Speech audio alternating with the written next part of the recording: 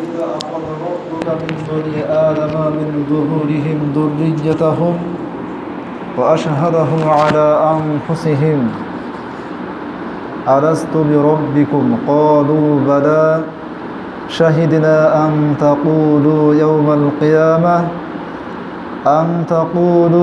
القيامة إنا كنا عن هذا غافلين أو تقولوا إنما أشرك آباؤنا من قبل وكنا ذرية من بعدهم أفتهلكنا بما فعل المبطلون وكذلك نفصل الآيات ولعلهم يرجعون وقال رسول الله صلى الله عليه وسلم كل مولود يولد على الفطرة فأبواه يهودانه وينصرانه ويمجسانه إلى آخر الحديث। যাবতীয় প্রশংসা, যাবতীয় গুণগান সে আল্লাহ সুবহানাহু ওয়া তাআলার জন্য, যার অশেষ মেহেরবানিতে এলাকার বিভিন্ন জায়গা হতে মুষ্টিময় কিছু মুসলিমকে আল্লাহ সুবহানাহু ওয়া তাআলার গৃহে সমবেত হয়ে দিনী আলোচনা শোনার এবং বোঝার মতো একটা পরিবেশ পেয়েছি। সেই রব্বুল আলামিনের সকল প্রশংসা জ্ঞাপন করি আলহামদুলিল্লাহ। সালাত ও সালাম বর্ষিত হোক তদীয় নবী মুহাম্মদুর রাসূলুল্লাহ সাল্লাল্লাহু আলাইহি ওয়াসাল্লামের প্রতি, যেই নবীর আদর্শকে আমাদের জন্য করে দেওয়া হয়েছে আবশ্যক, যার আদর্শ ব্যতি রেখে পাবে না কোনো ব্যক্তি মুক্তি, যার আদর্শকে আমাদের জীবনের প্রতিটি ক্ষেত্রে বাস্তবায়ন করতে পারলে আমাদের জন্য বয়ে আনবে পরলৌকিক কল্যাণ, ইহলৌকিক কল্যাণ এবং পরলৌকিক মুক্তি। সেই মহামানবের শানে সালাত ও সালাম করি। আল্লাহুম্মা সাল্লি ওয়া সাল্লিম আলা নবিয়িনা মুহাম্মদ। আল্লাহুম্মা সাল্লি আলা মুহাম্মাদিন ওয়া আলা আলি মুহাম্মাদ কামা সাল্লাইতা আলা ইব্রাহিম ওয়া আলা আলি ইব্রাহিম ইন্নাকা হামিদুম মাজিদ। আল্লাহুম্মা বারিক আলা মুহাম্মাদিন ওয়া আলা আলি মুহাম্মাদ কামা বারাকতা আলা ইব্রাহিম ওয়া আলা আলি ইব্রাহিম ইন্নাকা হামিদুম মাজিদ। সম্মানিত উপস্থিতি, আমি আপনাদের সামনে পবিত্র কোরআনে কারিম থেকে দু-তিনটি আয়াতে কারিমা তেলাওয়াত করেছি। তৎসঙ্গে রাসূল সাল্লাল্লাহু আলাইহি সাল্লামের হাদিস থেকে দুটি হাদিস আপনাদের সামনে তুলে ধরেছি। এই আয়াতগুলিকে কেন্দ্র করে এর সংক্ষিপ্ত ব্যাখ্যা আপনাদের সামনে উপস্থাপন করে আমার বক্তব্য ইতিরানোর চেষ্টা করবে ইনশাআল্লাহুল আজিজ। ওয়া তাওফিকি ইল্লা বিল্লাহ আলাইহি তাওয়াক্কালতু ওয়া ইলাইহি উনীব। সম্মানিত উপস্থিতি, আজকে আলোচনা করার বিষয় ছিল নিফাক। তো নিফাকের ওপর আমি বিষয় ঠিক করতে যেয়ে দেখলাম নিফাকের ওপর অনেক আলোচনা। তো বিষয়টাকে সংক্ষেপে উপস্থাপন করার মতো একটা পর্যায়ে সাজিয়ে আপনাদের সামনে উপস্থাপন করবো ইনশাআল্লাহ। অবশ্য নিফাক ঈমান বিধ্বংসী পাপসমূহের মধ্যে নিফাক বা মুনাফিকি এক প্রকার পাপ রয়েছে, যার দুটো প্রকার আছে, বড় প্রকার এবং ছোট প্রকার। বিস্তর আলোচনা আছে সেখানে। নিফাকের বিভিন্ন আলামত আছে। সেই বিষয়গুলো নিয়ে এক সারসংক্ষেপ জ্ঞানগর্ভ আলোচনা করার চেষ্টা করব পরবর্তী হালাকায় ইনশাআল্লাহুল আজিজ। আজকে নিফাকের পূর্ববর্তী যে বিষয়গুলো, তার মধ্যে অন্যতম হচ্ছে শিরক, যা হচ্ছে জিদ্দুত তাওহীদ, তাওহীদের বিপরীত। শিরক এবং তাওহীদ সম্বন্ধে স্বচ্ছ পরিচ্ছন্ন ধারণা অর্জন করতে হলে সকল বিষয় সম্বন্ধেই আপনাকে জানতে হবে। তাওহীদের সাথে সাংঘর্ষিক যত বিষয় আছে সব বিষয় সম্বন্ধে জ্ঞান অর্জন না করলে আপনার আমার তাওহীদ পরিষ্কার পরিচ্ছন্ন হবে না। তাওহীদকে কলুষিত করে অথবা তাওহীদকে বিনষ্ট করে দুই প্রকার পাপ সম্বন্ধে আমাদের ধারণা থাকতে হবে এবং সুস্পষ্ট ধারণা থাকতে হবে, সামান্য ধারণা না। আল্লাহ সুবহানাহু ওয়া তাআলা রূহের জগতে আদম সন্তানদের কাছ থেকে রুবুবিয়তের উপর স্বীকৃতি আদায় করেছেন। তিনি যে সকলের রব, তিনি ছাড়া আর কেউ যে রব নয়, এই বিষয়ে আল্লাহ সুবহানাহু ওয়া তাআলা আলামে আরওয়াহ রূহের জগতে সকল আদম সন্তানের কাছ থেকে তিনি অঙ্গীকার আদায় করেছেন। এই মর্মে তিনি বলেন, وَإِذْ أَخَذَ رَبُّكَ مِنْ بَنِي آدَمَ مِنْ ظُهُورِهِمْ ذُرِّيَّتَهُمْ। স্মরণ করো সেই সময়ের কথা যখন তোমার রব বনি আদমের নিকট থেকে, অর্থাৎ বনি আদমের পৃষ্ঠদেশ থেকে তাদের সন্তানদেরকে বের করে তাদের কাছ থেকে অঙ্গীকার গ্রহণ করলেন। وَأَشْهَدَهُمْ عَلَىٰ أَنفُسِهِمْ, এবং তাদেরকে নিজেদের এই অঙ্গীকারের ওপরে সাক্ষী বানিয়ে নিলেন, তাদেরকে সাক্ষী রাখলেন। কি অঙ্গীকার? যে আলাস্তু বিরব্বিকুম, আমি কি তোমাদের রব নই? আমি কি তোমাদের প্রতিপালক নই? আল্লাহ সুবহানাহু ওয়া তাআলা আদমের পৃষ্ঠদেশ থেকে যত রূহ ছিল, একটা হাদিসে পাওয়া যায়, পিপিলিকার আকারে তার সামনে তিনি ছড়িয়ে দিলেন। সব রূহকে সামনে করে তিনি অঙ্গীকার গ্রহণ করলেন যে আলাস্তু বিরব্বিকুম, আমি কি তোমাদের রব নই? ক্বালু বালা, তারা সবাই বলেছিল যে হ্যাঁ, আপনি আমাদের রব। শাহিদনা আন তাকুলু ইয়াউমাল কিয়ামাতি ইন্না কুন্না আন হাযা গাফিলিন। তো আল্লাহ সুবহানাহু ওয়া তাআলা তাদের এই জবাব শোনার পর তিনি বলছেন যে আমরাও সাক্ষী থাকলাম যাতে তোমরা কিয়ামতের দিন বলতে না পারো যে ইন্না কুন্না আন হাযা গাফিলিন, নিশ্চয়ই আমরা এই সম্পর্কে উদাসীন ছিলাম, গাফেল ছিলাম, বেখবর ছিলাম, এ কথা যাতে বলতে না পারো। আও তাকুলু, অথবা তোমরা এই কথা বলতে না পারো যে ইন্নামা আশরাকা আবাউনা মিন ক্বাবল, আমাদের পূর্বপুরুষরা ইতিপূর্বে তারা শিরক করেছিল।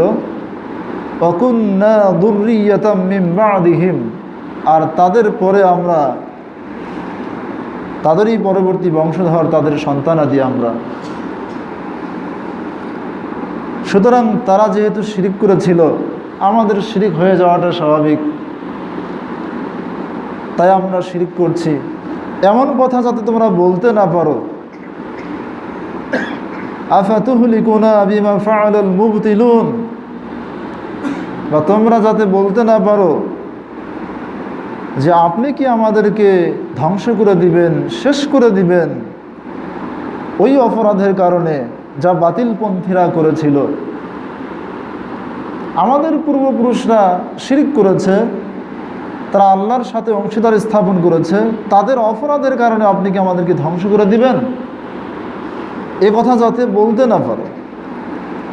وَكَذَلِكَ نُفَصِّلُ الْآيَاتِ وَلَعَلَّهُمْ يَرْجِعُونَ, এভাবেই আমি আয়াতসমূহকে বিস্তারিত বিশদ আকারে আলোকপাত করে থাকি। وَلَعَلَّهُمْ يَرْجِعُونَ, যাতে করে তারা ফিরে আসে, প্রত্যাবর্তন করে। সম্মানিত উপস্থিতি, অত্র আয়াত দুটিতে আল্লাহ সুবহানাহু ওয়া তাআলা কত না সতর্কতা, আদম সন্তানের সতর্কতার বিষয় নিয়ে কি পরিমাণ কথা উল্লেখ করেছেন যদি আমরা একবার চিন্তা করি। পাপের ক্ষেত্রে উদাসীনতা, গাফলতি বনি আদমের তো মোটেই করা উচিত নয়। যে কোনো প্রকারের পাপের ক্ষেত্রে সচেতন হওয়া উচিত। বিশেষ করে শিরকের ক্ষেত্রে উদাসীনতার অজুহাত দেওয়া, গাফলতির অজুহাত দেওয়া আল্লাহর কাছে একেবারেই অগ্রহণযোগ্য। কোনো ব্যক্তি কাল কিয়ামতের মাঠে গিয়ে বলবে যে আমরা এই বিষয়ে জানতাম না, অথবা বলবে যে আমাদের পূর্বপুরুষরা করছিল তাই আমরা তাদের সন্তান, তো তাদের অপরাধে আপনি আমাদেরকে ধ্বংস করে দিবেন, এমন কথা বলার অপশন যাতে না থাকে আল্লাহ সুবহানাহু ওয়া তাআলা আগেই এ কথা বলে দিচ্ছেন। তো বিষয়টি আমাদেরকে শিরক এবং তাওহীদ সম্বন্ধে স্বচ্ছ পরিচ্ছন্ন জ্ঞান অর্জনের প্রতি যথেষ্ট গুরুত্ব প্রদান করে। যেহেতু আমরা উদাসীনতার অজুহাত দাঁড় করাতে পারবো না আল্লাহ সুবহানাহু ওয়া তাআলার কাছে, তিনি অঙ্গীকার গ্রহণ করেছেন আদম সন্তানের কাছ থেকে রূহের জগতেই তিনি যে রব, তিনি যে তাদের প্রতিপালক, এই অঙ্গীকার তিনি সেখানে গ্রহণ করেছেন। আর এই স্বীকৃতির উপরে পৃথিবীতে প্রত্যেকটা আদম সন্তান আসে, অর্থাৎ তাদেরকে এই স্বীকৃতির উপরেই তৈরি করা হয়। মূলত এটাই হচ্ছে ফিতরাত, যেই ফিতরাতের উপরে প্রত্যেকটা আদম সন্তান তৈরি হয়ে থাকে, জন্ম হয়ে থাকে। ইউখবিরু তাআলা আন্নাহু ইস্তাখরাজা যুররিয়াতা মিন বনি আদম মিন আসলাবিহিম শাহিদিনা আলা আনফুসিহিম।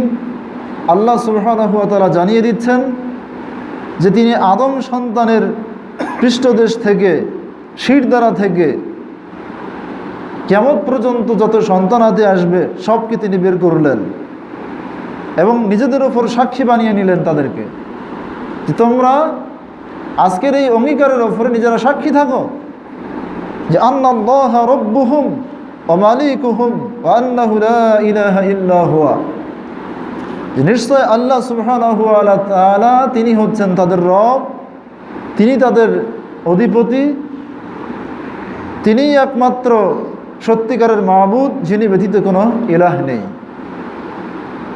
কামা আন্নাহু তাআলা ফাতারাহুম আলা যালিক ওয়া জাবালাহুম আলাইহি, যেমনটি আল্লাহ সুবহানাহু ওয়া তাআলা তাদেরকে সৃষ্টি করেছেন এর ওপরে, এই প্রকৃতির ওপরে, এই স্বভাবের ওপরে আল্লাহ তাআলা তাদেরকে তৈরি করেছেন। এই মর্মে তিনি সূরা রুমের 30 নম্বর আয়াতে বলছেন, ফাকিম ওয়াজহাকা লিদ-দীনি হানিফা ফিতরাতাল্লাহি আল্লাতী ফাতারান নাস আলাইহা লা তাবদীলা লিখালকিল্লাহ।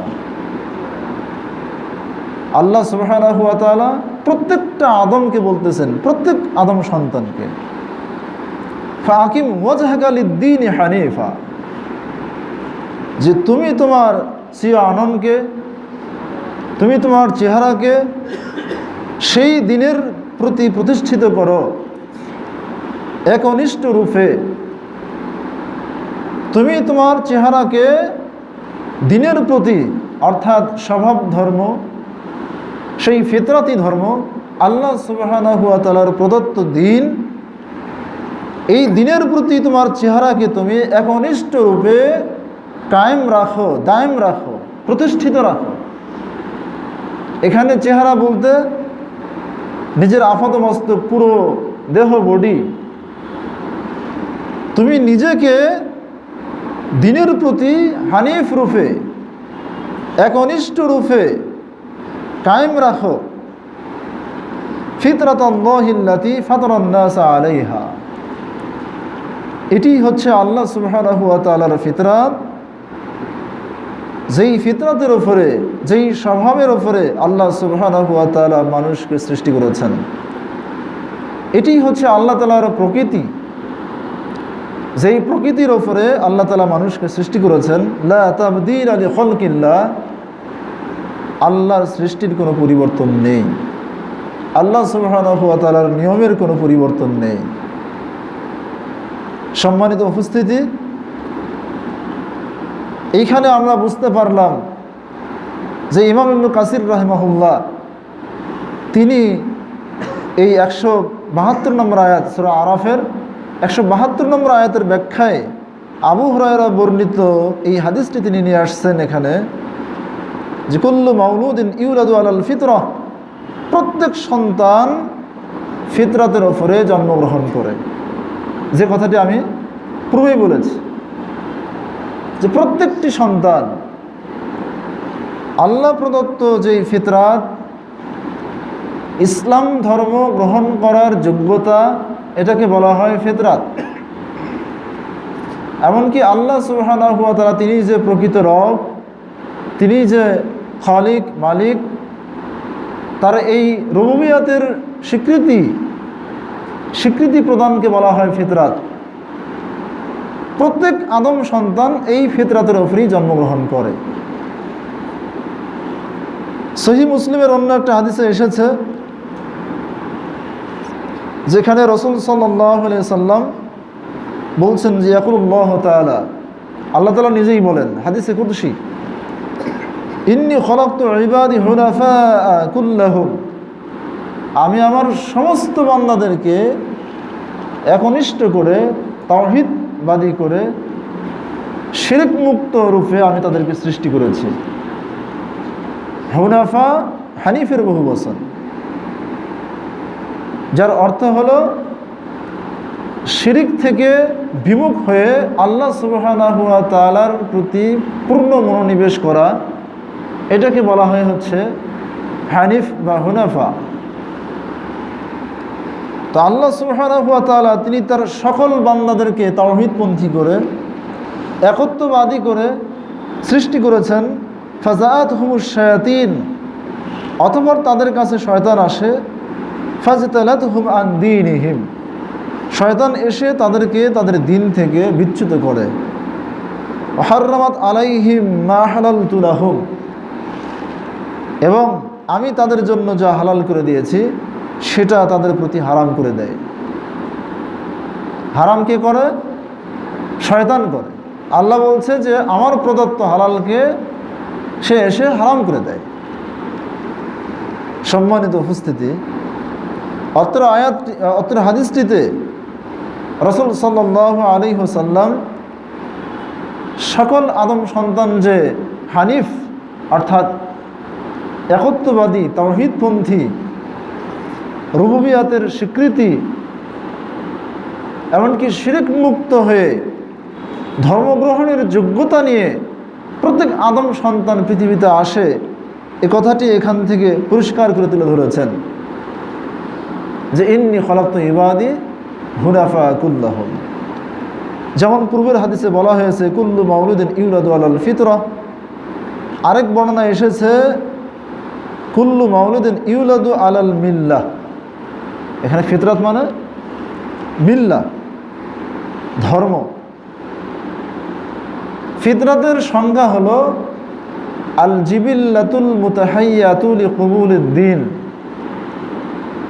অর্থাৎ দিন গ্রহণ করার জন্য সদা প্রস্তুত স্বভাবকে বলা হয় ফিতরাত।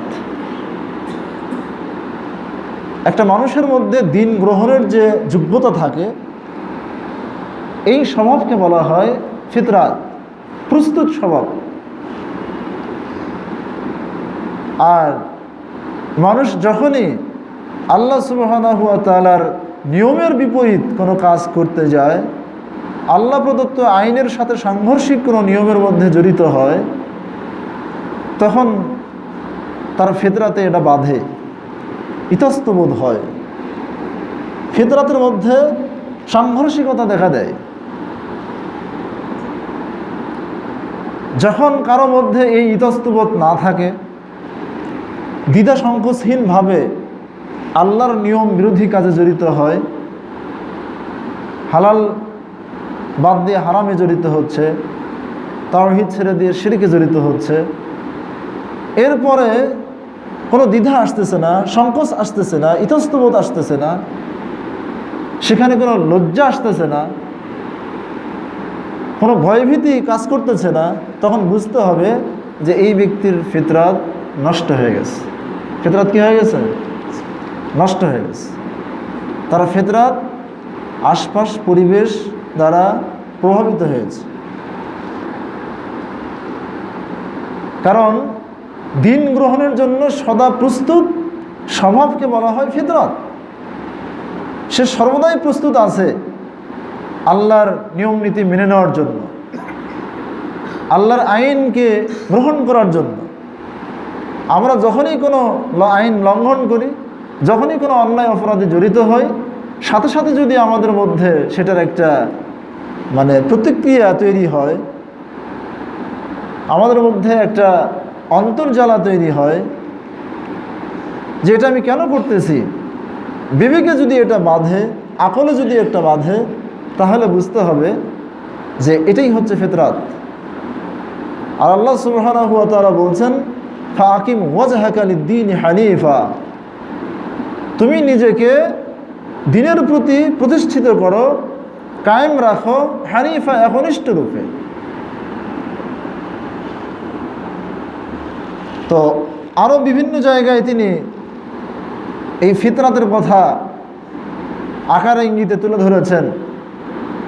তো মানুষ যখনই ফিতরাত থেকে সরে যায়, মানুষের সুস্থ মস্তিষ্ক, অন্তর, হার্ট এটা ঠিক থাকে না, তখন তার মধ্যে একটা রিয়াকশন তৈরি হয়, একটা প্রতিক্রিয়া সেখানে সৃষ্টি হয়, একটা বাধা সেখানে তৈরি হয়।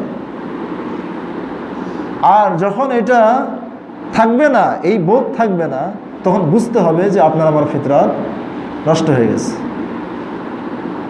এই নষ্টকৃত ফিতরাতকে জাগ্রত করার জন্য অবশ্যই চেষ্টা মুজাহাদার প্রয়োজন রয়েছে। যদি আশপাশ কোনো নবী রাসূল দ্বারা অথবা কোনো দায়ী দ্বারা, কোনো আলেমের দ্বারা, কারো কোনো বক্তব্যের দ্বারা, কোনো বই পুস্তকের মাধ্যমে, কোনো দলিলের মাধ্যমে, কোনো আয়াতের মাধ্যমে, যতক্ষণ না সে আবার ফিতরাতের দিকে ফিরে না আসছে, এতক্ষণ পর্যন্ত পরিবেশ, পারিপার্শ্বিক চাপের কারণে তার ফিতরাত চাপা পড়ে যায়, ধামাচাপা পড়ে যায়। এজন্য পরিবেশ একটা বড় ফ্যাক্টর, বড় ফ্যাক্ট পরিবেশটা। আপনার আমার ইমানকে ধরে রাখার জন্য, ইসলামকে ধরে রাখার জন্য বিয়াতে ইসলামিয়া, যেটা ইসলামী পরিবেশ, এটা একান্ত প্রয়োজন।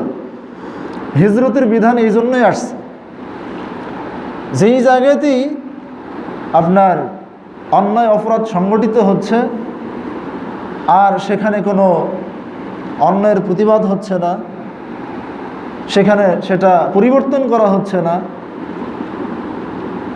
সেই এলাকা থেকে হিজরত করার বিধান রয়েছে।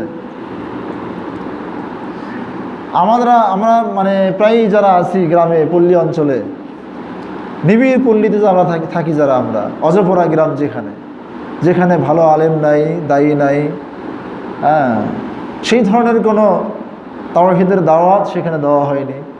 সেই জায়গাগুলোতে দেখবেন দিন রাত তাওহীদ বিরোধী কাজ তো হচ্ছে, অন্যান্য পাপাচার তো আছেই, তাওহীদের সাথে সাংঘর্ষিক অনেক কাজ হচ্ছে।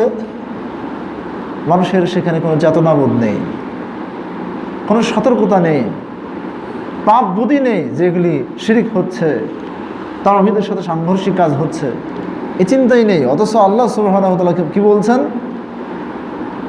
যখন তারা বলল যে বালা, হ্যাঁ আপনি আমাদের রব, তখন আল্লাহ বলছেন, শাহিদ না, আমি সাক্ষী থাকলাম যে তোমরা যাতে কিয়ামতের দিন বলতে না পারো যে আমরা এই বিষয়ে বেখবর ছিলাম, উদাসীন ছিলাম।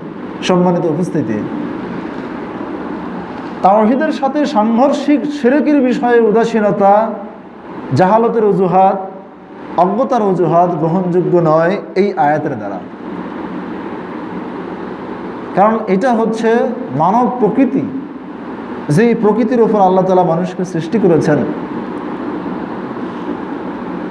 সম্মানিত উপস্থিতি, বলছিলাম যে পরিবেশ একটা বড় ব্যাপার। কুল্লু মাউলুদিন ইউলাদু আলাল ফিতরা ফাআবাওয়াহু ইউহাব্বিদানিহি আও ইউনাসসিরানিহি আও ইউমাজ্জিসানিহি। প্রত্যেক সন্তান ইসলামী ফিতরাতের উপর জন্মগ্রহণ করে, অতঃপর তার পিতামাতা তাকে ইহুদি বানিয়ে দেয়, অথবা খ্রিস্টান বানিয়ে দেয়, অথবা অগ্নিপূজক বানিয়ে দেয়, মাজুসি বানিয়ে দেয়। অথচ আমরা দেখতে পাই যে চতুষ্পদ প্রাণী যখন বাচ্চা দেয় তখন সে একটা পূর্ণ বাচ্চাই মানে গর্ভপাত করে, পূর্ণ বাচ্চা সে জন্ম দেয়। রাসূল সাল্লাল্লাহু আলাইহি ওয়াসাল্লাম বলছেন, হাল তুহিসুনা ফিহা মিন জাদআ, তোমরা কি সেখানে কোনো কানকাটা অথবা কর্তনকৃত অঙ্গ সেখানে দেখতে পাও? না, পূর্ণ আকৃতির একটা বাচ্চা প্রসব করে। তো যখন আদম সন্তান জন্মগ্রহণ করে তখন সে পূর্ণ তাওহীদের ওপরে, পূর্ণ রুবুবিয়তের স্বীকৃতির ওপরে জন্মগ্রহণ করে। যদি আশপাশ কোনো পরিবেশ দ্বারা প্রভাবিত না হয়, ইবাদতের এলেম যদি তার কাছে নাও পৌঁছে, আমলের এলেম যদি তার কাছে নাও পৌঁছে, তাকে যদি ওই ফিতরাতের ওপরে ছেড়ে দেওয়া হয়, আর ওই ফিতরাত যদি আশপাশ কোনো পরিবেশ দ্বারা কলুষিত না হয়, প্রভাবিত না হয়, তাহলে সেই ফিতরাতের উপরেই থাকবে, সে আল্লাহর সাথে অন্তত শিরিক করবে না। ইবাদত মাইনাস থাকবে, আমল শূন্য থাকবে হয়তোবা, কিন্তু এই ব্যক্তি আল্লাহর সাথে শিরিক করবে না, কারণ তাকে ফিতরাতের উপরে তৈরি করা হয়েছে। অবশ্যই তাকে ফিতরাতের সাথে সাংঘর্ষিক একটা মানে পরিবেশ, একটা দাওয়াত তার সাথে যখন যুক্ত হবে তখন সে তার তাওহীদ থেকে সরে আসতে পারে। যেমন কোনো কোনো হাদিসে বলা হয়েছে যে আদম সন্তান যতক্ষণ পর্যন্ত কথা বলতে না শেখে এতদিন পর্যন্ত সে কিসের ওপরে থাকে? ফিতরাতের উপরেই থাকে। যখন সে কথা বলতে শেখে, পিতামাতা যদি মিথ্যা বলে, মিথ্যার সাথে পরিচয় হয়, যদি ধোঁকাবাজি করে তো ধোঁকাবাজ হয়। তো এইভাবে তার সামনে যদি কোনো অন্যায় অপরাধ করতে দেখে তখন সে সেটাই শেখে, সেটাই বলতে শেখে। তো যতক্ষণ সে দুধের বাচ্চা ছিল, যতক্ষণ সে একেবারে কোনো কিছু শেখেনি, কোনো ভাষা শেখেনি, কোনো বলি শেখেনি, তখন কিন্তু সে ফিতরাতের উপরেই ছিল। ইবলিস দ্বারা প্রভাবিত হয় কোনো কোনো সময়, আপনার আমার গাফলতির কারণে সন্তানের উপর ইবলিসের প্রভাব থাকতে পারে, কিন্তু সেই প্রভাব বিস্তার করে না ততক্ষণ পর্যন্ত যতক্ষণ না এই সন্তান ভাষা গান শিখতে থাকে, কথাবার্তা শিখতে থাকে। এর আগ পর্যন্ত সে কিন্তু ফিতরাতের উপরেই থাকে। তো তাই আমি বলছি, ইবলিসের দ্বারাই হোক আর মানব রূপী শয়তানের দ্বারাই হোক, যার দ্বারাই হোক, যদি মিথ্যার সাথে পরিচয়ই না হয় তাহলে সে তাওহীদের উপর থাকবে না? অবশ্যই থাকবে। সম্মানিত উপস্থিতি, এবার আসুন, যেহেতু আল্লাহ সুবহানাহু ওয়া তাআলা তিনি আমাদেরকে পরীক্ষা করবেন, পরীক্ষা করার জন্য আমাদেরকে সৃষ্টি করেছেন আর এই পৃথিবীতে পাঠিয়েছেন আমাদের কাছে একটি ধর্মগ্রন্থ, মহাগ্রন্থ আল কোরআন, এবং এটার ব্যাখ্যা সহিহ হাদিস। আমরা যদি এটার অনুসরণ করি ইনশাআল্লাহুল আজিজ, তাহলে আমরা পথভ্রষ্ট হব না, হতভাগা হব না, দুর্ভাগা হব না। যেটা আদম আলাইহিস সাল্লাম যখন ভুলের কারণে জান্নাত থেকে বিতাড়িত হলেন, পৃথিবীতে চলে আসলেন, তারপর আল্লাহ তাআলা বলে দিলেন, ইম্মা ইয়াতিয়ান্নাকুম মিন্নি হুদান ফামান তাবিআ হুদায়া ফালা খাউফুন আলাইহিম ওয়ালা হুম ইয়াহজানুন। যাও, আমার পক্ষ থেকে একটা হেদায়েত তোমাদের কাছে যাবে, যেই ব্যক্তি আমার এই হেদায়েতের অনুসরণ করবে, যারা অনুসরণ করবে তাদের কোনো চিন্তা নাই, তাদের কোনো ভয় নেই। সূরা তাহার মধ্যে বলা হয়েছে, যারা আমার প্রদত্ত হেদায়েতের অনুসরণ করবে ফালা ইয়াদিল্লু ওয়ালা ইয়াশকা, সে ব্যক্তি গোমরাহ হবে না এবং সে হতভাগা হবে না।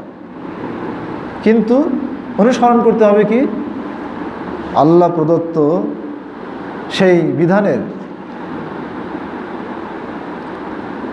মহান আল্লাহর প্রেরিত ওহীর অনুসরণ করতে হবে। আর তিনি যে বলছেন যে আলাস্তু বিরব্বিকুম, আমি কি তোমাদের রব নই? তারা সবাই একযোগে বলছে যে হ্যাঁ, আপনি আমাদের রব। রব হতে কি কি লাগে, রবের খুসুসিয়াত কি, খসাইসুর রব, যেগুলি রবের যেগুলি বৈশিষ্ট্য, অন্যতম একটা বৈশিষ্ট্য হলো আইনদাতা হওয়া, বিধানদাতা হওয়া। এটা রবের বৈশিষ্ট্য। তো আল্লাহ সুবহানাহু ওয়া তাআলা তিনি আমাদের আইনদাতা, তিনি আমাদের বিধানদাতা। তিনি যেমন আমাদের সৃষ্টিকর্তা, রিজিকদাতা, যেহেতু তিনি সৃষ্টি করার গুণে গুণান্বিত, রিজিক দেওয়ার গুণে গুণান্বিত, জীবন দেওয়ার গুণে গুণান্বিত, মৃত্যু দেওয়ার গুণে গুণান্বিত, শেফা দেওয়ার গুণে গুণান্বিত। তিনি আমাদের জন্য আসমান সৃষ্টি করেছেন, জমিন সৃষ্টি করেছেন, বৃষ্টি বর্ষণ করেন এবং জমিন থেকে বিভিন্ন ফল ফসল উৎপন্ন করেন আমাদের জন্য রিজিক স্বরূপ। এই সব কিছু যেহেতু তিনি করেন, এসব গুণে গুণান্বিত, তাই তার ইবাদত করতে হবে, আর কারো ইবাদত করা যাবে না। এই জন্য আল্লাহ বলছেন, ইয়া আইয়ুহান নাসু উবুদু রাব্বাকুমুল্লাযী খালাকাকুম ওয়াল্লাযীনা মিন ক্বাবলিকুম লাআল্লাকুম তাত্তাকুন। হে মানব মণ্ডলী, তোমরা তোমাদের সেই রবের ইবাদত করো যিনি তোমাদেরকে সৃষ্টি করেছেন এবং তোমাদের পূর্ববর্তীগণকে সৃষ্টি করেছেন, যাতে করে তোমরা বাঁচতে পারো।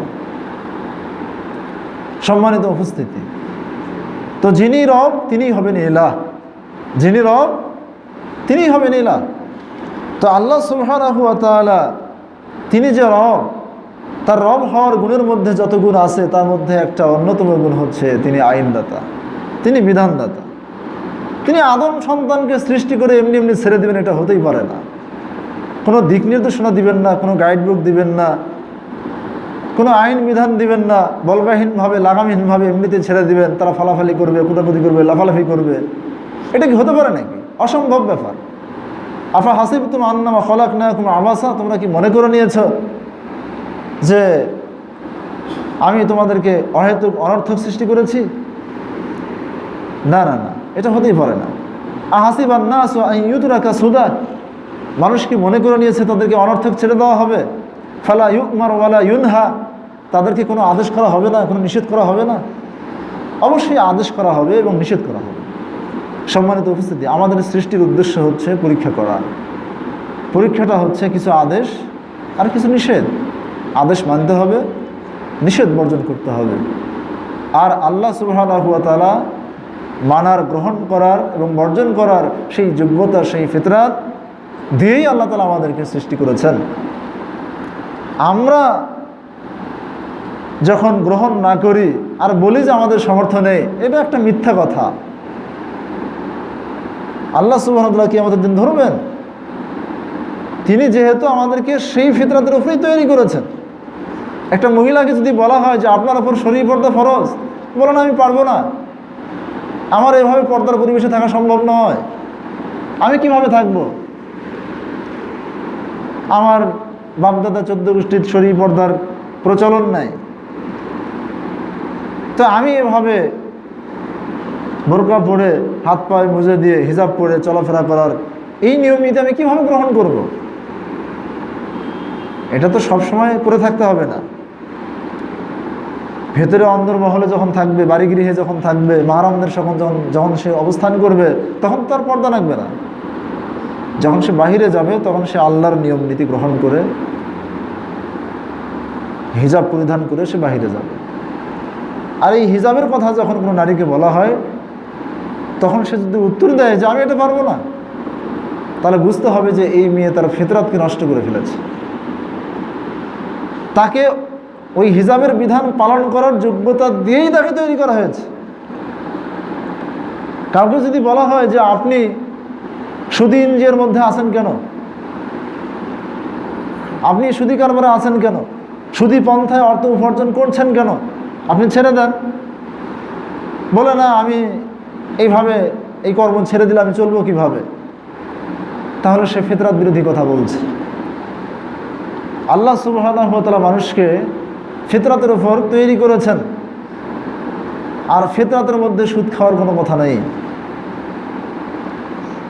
সম্মানিত উপস্থিতি, যত হারাম এটা মানুষের জন্য নিষ্প্রয়োজন, হালাল মানুষের জন্য যথেষ্ট প্রয়োজনীয় এবং যথেষ্ট। হালাল অপ্রয়োজনীয় এবং এটা মানুষের কোনো প্রয়োজন নেই, কোনো উপকারও নেই, এর মধ্যে ফায়দাও নেই। আল্লাহ সুবহানাহু ওয়া তাআলা আমাদেরকে ফিতরাতের সাথে সাংঘর্ষিক ছোট বড় সকল কর্মকে ত্যাগ করার তৌফিক দান করুন, আল্লাহুম্মা আমিন। ফিতরাতের সাথে সবচেয়ে সাংঘর্ষিক বড় বিষয় কি বললাম? শিরক। ফিতরাতের সাথে সাংঘর্ষিক বড় বিষয় হচ্ছে কুফরে আকবার, শিরকে আকবার, কুফরে আকবার। আরেকটা হচ্ছে নিফাকে আকবার,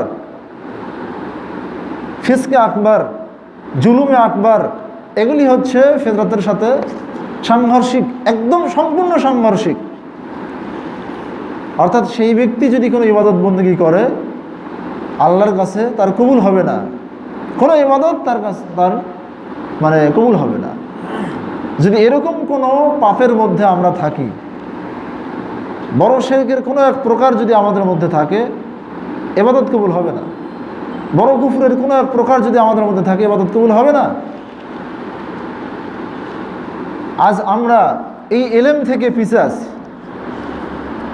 এই এলেম অর্জন করাটা একটা জিহাদ। এই এলেম অর্জন করাটা কি একটা জিহাদ। এই জিহাদটা এত বড় জিহাদ, অস্ত্রের জিহাদের চেয়েও শত শত গুণে, হাজার হাজার গুণে শক্তিশালী জিহাদ, যে আপনার আমার তাওহীদের সাথে সাংঘর্ষিক, সম্পূর্ণ সাংঘর্ষিক। তাওহীদকে বিনষ্ট করে ফেলে, তাওহীদকে ধ্বংস করে ফেলে। এরকম পাপ এবং অন্যায়কে জানা, সেগুলিকে শনাক্ত করা, সেগুলির সূত্র বোঝা, মূলনীতি বোঝা, এগুলি এমন জরুরি জ্ঞান, যেই জ্ঞান অর্জনের পিছনে মুজাহাদা করতে হবে, সর্বাত্মক চেষ্টা চালাতে হবে। এই চেষ্টার জন্য আপনার আমার সময় বের করা, অর্থ ব্যয় করা, শ্রম দেওয়া, সার্বিক প্রচেষ্টা চালিয়ে যাওয়া, এই জিহাদকে বলা হয় জিহাদে আকবর। এটা বড় জিহাদ, কোনো সন্দেহ নেই, এটা জিহাদে আকবর। ওই অস্ত্রের জিহাদ, এটা তো সবসময় পরিবেশ প্রেক্ষাপট থাকেও না। ময়দান যখন আসবে, শরী নির্দেশ যখন আপনার আমার উপর চলে আসবে, ফরজে আইন অথবা ফরজে কেফায়া কোনো একটা রূপে যখন জিহাদ আমাদের সামনে চলে আসবে, ময়দানের জিহাদ, তখন না আমরা শত্রু মোকাবেলায় বের হব। কিন্তু ইলমি জিহাদ, যেটা তাওহীদের ইলম অর্জন এবং শিরকের ইলম অর্জন, এই ইলম অর্জনে অলসতা করা, উদাসীনতা দেখানো, এই উদাসীনতা এবং অলসতার অজুহাত আল্লাহ গ্রহণ করবেন না, এটা বলে দিয়েছেন তিনি, যাতে তোমরা কিয়ামতের দিন বলতে না পারো যে আমরা এই বিষয়ে উদাসীন ছিলাম, গাফেল ছিলাম। সম্মানিত উপস্থিতি, তাওহীদের জ্ঞান অর্জন করতে গিয়ে বাধা কোথায়? কোথায় বাধা? এক নাম্বার বড় বাধা হলো যে আমাদের শিক্ষাঙ্গন যেটা আছে, এই শিক্ষাঙ্গনগুলো বস্তুবাদী শিক্ষায়, জড়বাদী শিক্ষায় ভরপুর, সেকুলার শিক্ষায় ভরপুর। এমনকি ধর্ম বিমুখ করার শিক্ষা এখানে দেওয়া হচ্ছে। যেই শিক্ষাঙ্গন থেকে বের হয়ে একটা ছেলে, সে অলরেডি এমনিতেই নাস্তিকতার দিকে ধাবিত হচ্ছে, কুফরি মতবাদ গ্রহণ করতে আছে, শিরকি মতবাদ গ্রহণ করতে আছে। এইটার জন্য সবচেয়ে বড় সমস্যা হচ্ছে এই যে শিক্ষাঙ্গন যেটা আছে বর্তমানে, প্রাইমারি বলেন, হাই স্কুল বলেন, কলেজ বলেন, ইউনিভার্সিটি বলেন, এই জায়গাগুলোতে না আছে তাওহীদের ইলম, না আছে শিরকের ইলম। অথচ একটা ছেলে primary, high school, college, university পাশ করে, অনার্স, মাস্টার্স, পিএইচডি করে, ডক্টরেট থিসিস করে বের হয়ে আসতেছে, এবং সে গর্বের সাথে বলতেছে যে আমি ডক্টরেট ডিগ্রি অর্জন করেছি, আমি এই বিষয়ের উপরে থিসিস করেছি। তার তাওহীদের ইলম নাই, শিরকের ইলম নাই। সারাটা জীবন সে কিসের উপর চেষ্টা করলো? তার বাবা মা কোন পথে অর্থ ব্যয় করলো? কিসের পেছনে লক্ষ লক্ষ টাকা ব্যয় করলো? এই সন্তানকে এত অর্থ ব্যয় করে দিয়ে ডক্টরেট ডিগ্রি নিয়ে আসলো, অথচ এই ছেলে তাওহীদ বের করতে পারতেছে না, শিরক চিনতে পারতেছে না। ইসলামের যে প্রাইমারি একদম ইবতিদায়ী শিক্ষা, এই শিক্ষা তার মধ্যে নেই। কি আজীব ব্যাপার! ধিক্কার দিতে হয় এই শিক্ষাকে। সম্মানিত উপস্থিতি,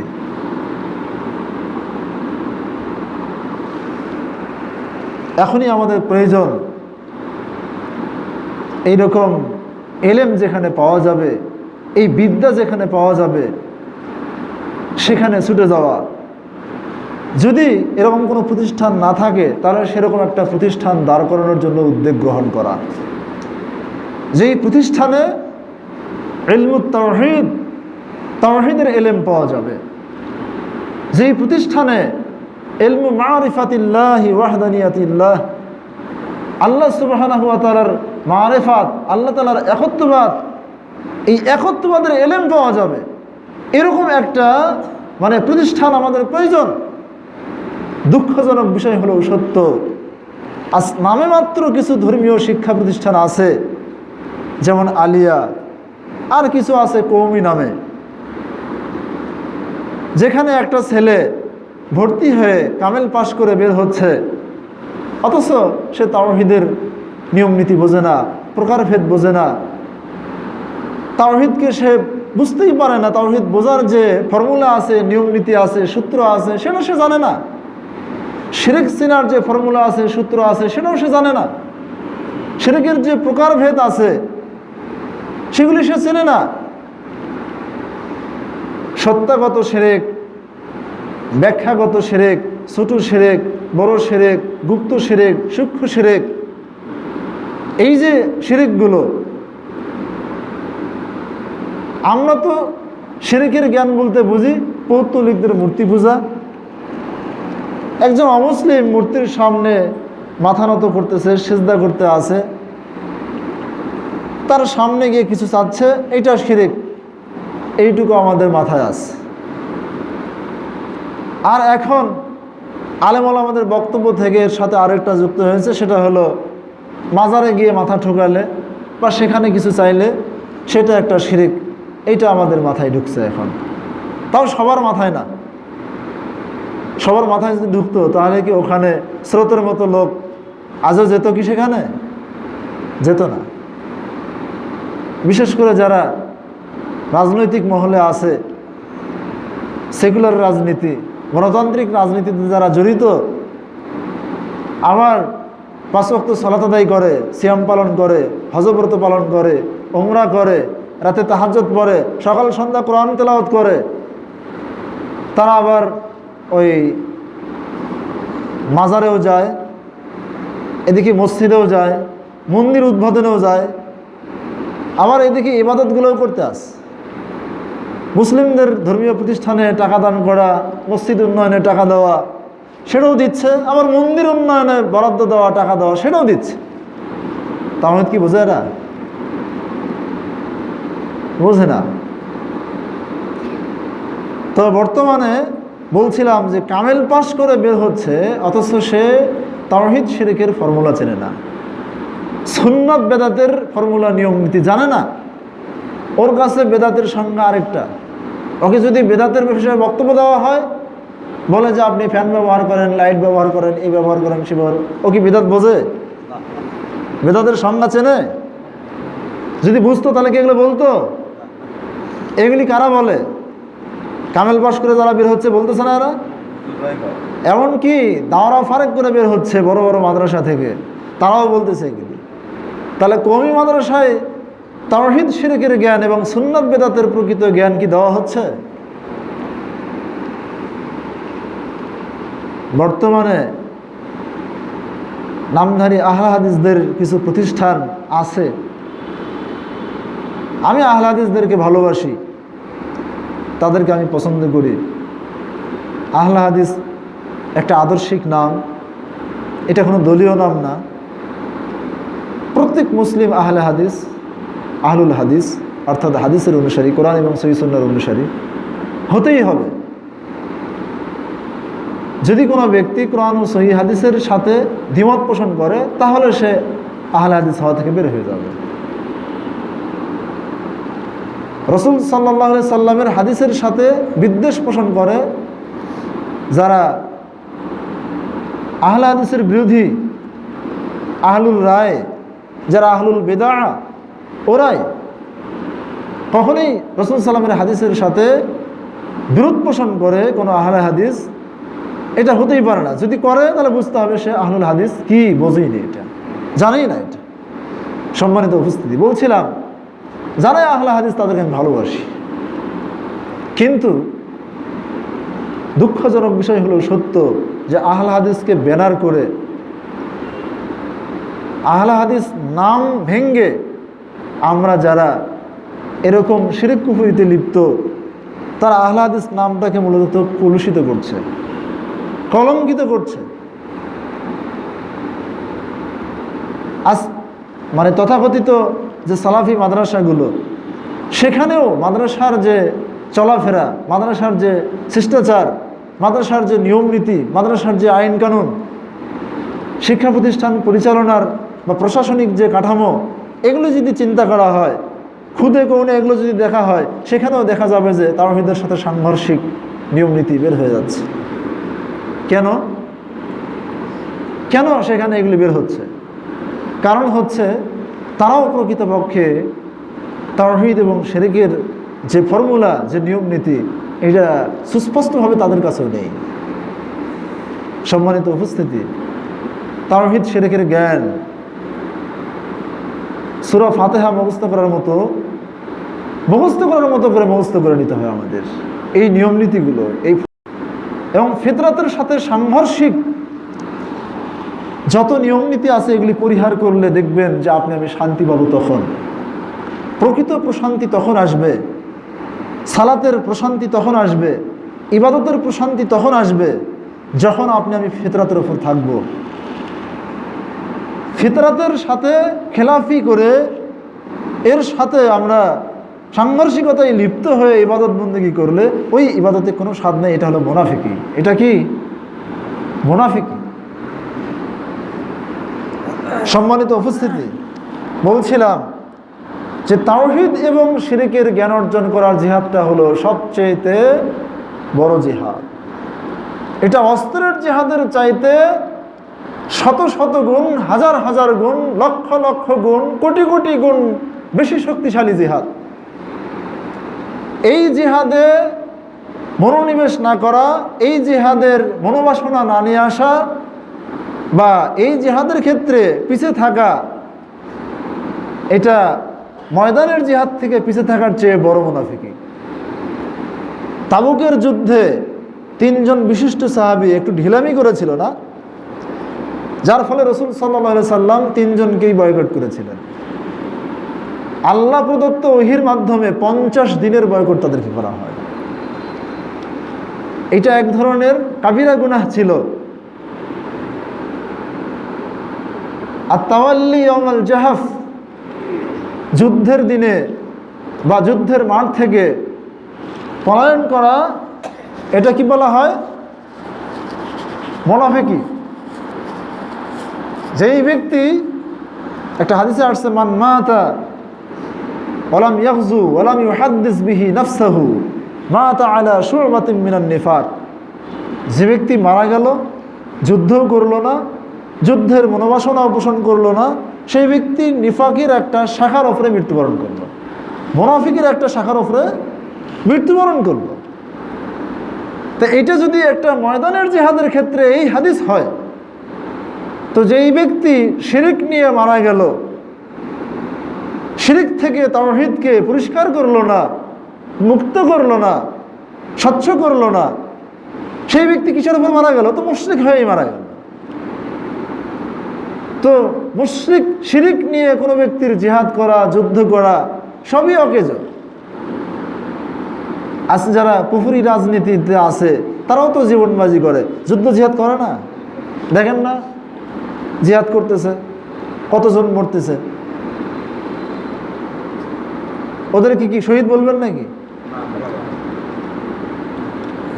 সম্মানিত উপস্থিতি, সবচেয়ে বড় শহীদ হবে ওই ব্যক্তি যেই ব্যক্তি শিরক মুক্ত হয়ে তাওহীদের উপর মৃত্যুবরণ করতে আছে, মুনাফিকি থেকে মুক্ত হয়ে যেই ব্যক্তি প্রকৃত ইসলামের ওপর থেকে মৃত্যুবরণ করতে আছে, যে ব্যক্তি কুফর থেকে মুক্ত হয়ে ইমানের ওপর মৃত্যুবরণ করতে আছে, এই ব্যক্তি প্রকৃতপক্ষে শহীদ। একটা হাদিস আছে, প্রত্যেক মুমিন শহীদ, প্রত্যেক মুমিন শহীদ।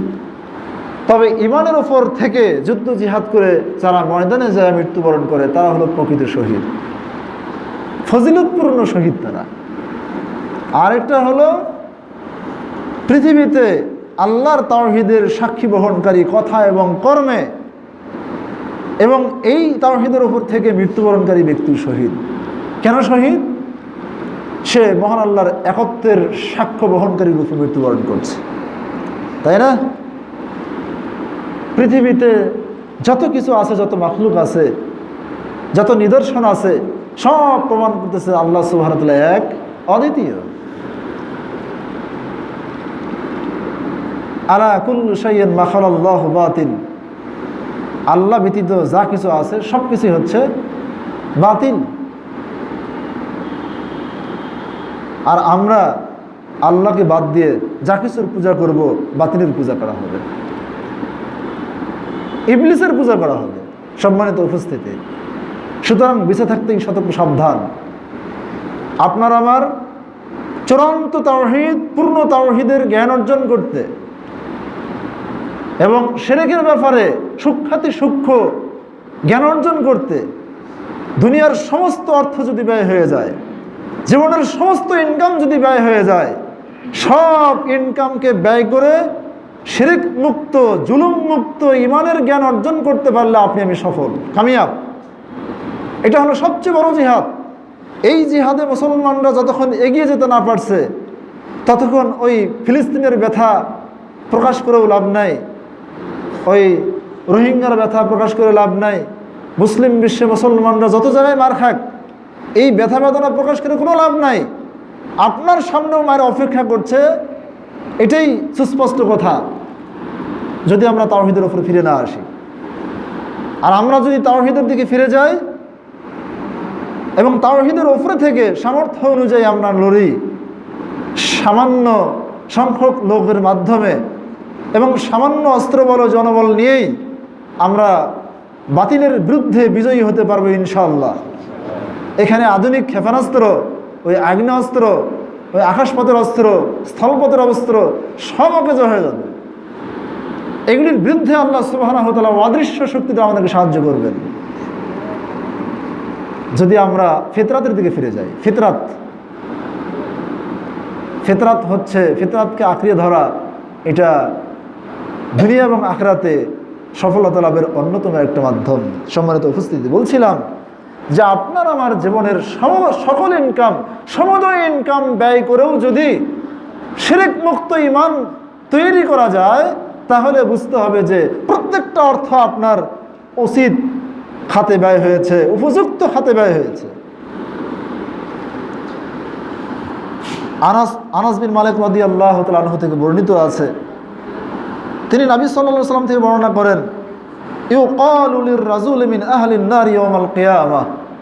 কিয়ামতের দিন জাহান্নামবাসী এক ব্যক্তিকে বলা হবে, আরাআইতা লাউ কানা লাকা মা আলাল আরজি মিন শাই আকুনতা মুফতাদিয়ান বিহি। তোমার কি খেয়াল, তোমার কি ধারণা, পৃথিবীতে যা কিছু আছে সব যদি তোমার হতো, সব যদি তোমার মালিকানায় দিয়ে দেওয়া হতো, আরাআইতা লাউ কানা লাকা মা আলাল আরজি মিন শাই, পৃথিবীতে যা কিছু আছে সকলের মালিকানা যদি তোমাকে দিয়ে দেওয়া হতো, তো আকুনতা মুফতাদিয়ান বিহি, সব কিছু কি তুমি আজকে জাহান্নাম থেকে মুক্তির জন্য মুক্তিপণ স্বরূপ দিতে? সব কিছু? কলা, সে বলবে, ফায়াকুলু নাআম। আল্লাহ যখন এইভাবে একজন জাহান্নামীকে বলবেন, তখন সে বলবে যে হ্যাঁ, আজ যদি আমাকে পৃথিবীর মালিকানা দিয়ে দেওয়া হয়, জাপান থেকে নিয়ে আমেরিকা পর্যন্ত, উদয় আসল থেকে নিয়ে অস্ত আসল পর্যন্ত, এই ভূপৃষ্ঠে যা কিছু আছে, যত খনিজ সম্পদরা যে আছে, সমুদয় অর্থ সব কিছু আজ জাহান্নাম থেকে বাঁচার জন্য আমি মুক্তিপণ স্বরূপ দিয়ে দেবো আল্লাহ, তবুও যদি আমি জাহান্নাম থেকে বাঁচতে পারি, তখন আল্লাহ বলবেন কদ আরাদতু মিনকা আহওয়ানা মিন যালিক, আমি তো তোমার কাছে এর থেকে অতি সহজ অতি হালকা বিষয় চেয়েছিলাম, যার চেয়ে হালকা আর হয় না। এত সম্পদ মানে ব্যয়ের প্রয়োজন নাই, আমি তোমার কাছে এর থেকে একটা সহজ বিষয় চেয়েছিলাম। কি সেটা? যে কদ আখাযতু আলাইকা ফি যহরি আদম আল্লা তুশরিকা বি, আমি চেয়েছিলাম তোমার কাছে, তুমি যখন আদমের পৃষ্ঠদেশে ছিলে, শিরদাঁড়ায় ছিলে, যখন তুমি পৃথিবীতে আসোইনি, অর্থাৎ তুমি যখন রুহের জগতে ছিলে, তখনই আমি তোমার কাছ থেকে অঙ্গীকার গ্রহণ করেছিলাম যে তুমি আমার সাথে যেন শিরক করো না, আমার সাথে তুমি যেন শিরক না করো। ফা আবাইতা, তুমি সেটা অমান্য করেছ। ইল্লা আন তুশরিকা বি, শেষ পর্যন্ত তুমি আমার সাথে শিরক করেছ, শিরক করেই ছাড়ছো, শিরক করা ব্যতীত তুমি ছাড়নি। সম্মানিত উপস্থিতি, তো এই হাদিস দ্বারা কি প্রমাণ হয়? যে পৃথিবী ভর্তি সম্পদের মালিক যদি আপনি আমি হয়ে যাই, সমুদায় সম্পদের বিনিময়ে হলেও জাহান্নাম থেকে আমরা বাঁচতে চাব। অথচ আল্লাহ তাআলা আমাদের কাছে চেয়েছিলেন যে তুমি যদি শিরক মুক্ত হয়ে আমার সাথে সাক্ষাৎ করো, তাহলেই তুমি সফল, তোমার সব ক্ষমা করে দেবো, আমি তোমাকে আমি শাস্তি দেব না। তুমি যে শিরক মুক্ত ইবাদত করে আমার কাছে আসো, তোমাকে শাস্তিমুক্ত অবস্থায় আমি জান্নাতে প্রবেশ করাবো। সম্মানিত উপস্থিতি, তাহলে বলেন, দুনিয়াতে কেউ কি পুরো দুনিয়ার মালিক? একটা রাষ্ট্রের মালিক? তাও না, সম্ভব নয়। একটা এলাকা অঞ্চল, সেটারও মালিক না আমরা। আমরা সেই পৈতৃক সূত্রে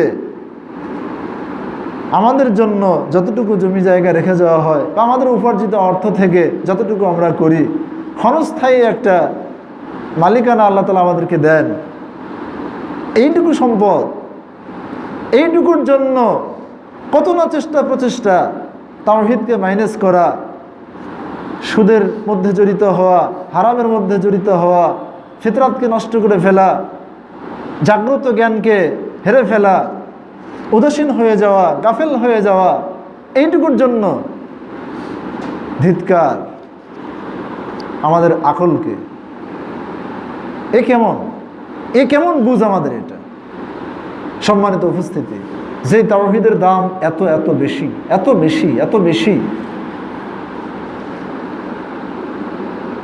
সম্মানিত উপস্থিতি, সূরা মাআরিজের মধ্যে আসছে, ইয়াওয়াদ্দুল মুজরিমু লাউ ইয়াফতাদি মিন আযাবি ইয়াউমিযিন বিবানিহি, সেদিন একজন অপরাধী সেদিন কামনা করবে, একজন অপরাধী সেদিন চাবে যে লাউ ইয়াফতাদি মিন আযাবি ইয়াউমিযিন বিবানিহি, যদি সে সেদিনের শাস্তি থেকে, সেদিনের আযাব থেকে বাঁচার জন্য মুক্তিপণ স্বরূপ তার সন্তান সন্ততিকে দিয়ে দিতে পারত।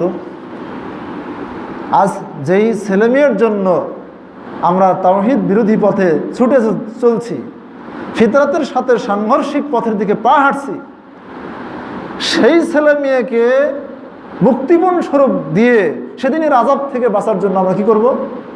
চেষ্টা করব। আমরা সেদিন চাব, যদি অপরাধী হয়ে সেদিন হাজির হয়ে আল্লাহর দরবারে, সেদিন কি চাব? যে আমি যদি আজ এই জাহান্নাম থেকে বাঁচার জন্য আমার এই সন্তান সন্ততি দিয়ে হলেও আমি বাঁচতে পারতাম, আল্লাহ আমার সন্তান সন্ততি যারা আছে সবকে তুমি নিয়ে নাও, আমি জাহান্নাম থেকে বাঁচতে চাই। লাউ ইয়াফতাদি মিন আযাবি ইয়াউমিযিন বিবানিহি ওয়া সাহিবাতিহি ওয়া আখি, এবং আপনার আমার স্ত্রী, আপনার আমার ভ্রাতাগণ যারা আছে, আপন ভাই, মায়ের পেটের ভাই, একই সাথে চলাফেরা করেছি, ভাইয়ের জন্য, ভাইয়ের সুখে সুখী হয়েছি, তার ব্যথায় ব্যথিত হয়েছি, তার সুখ দুঃখে তার পার্শ্বে থেকেছি, সেই ভাই কাল কিয়ামতের মাঠে সেদিনের শাস্তি থেকে বাঁচার জন্য সেই ভাইকে দিয়ে দিতে যাবো আমরা, যে আল্লাহ আমার ভাইকে নিয়ে নেন। যে স্ত্রীর জন্য মাথার ঘাম পায়ে ফেলে আজীবন চেষ্টা করেছি তাকে খুশি রাখার জন্য, তার কাছে প্রিয় একটা মানুষ হওয়ার জন্য, যে স্ত্রীর ভালোবাসা পাওয়ার জন্য আমি আমার তাওহীদকে জলাঞ্জলি দিয়েছি, সেই স্ত্রী কাল কিয়ামতের দিন আপনি জাহান্নামে দিয়ে আপনি বাঁচতে চাইবেন ওই স্ত্রীকে।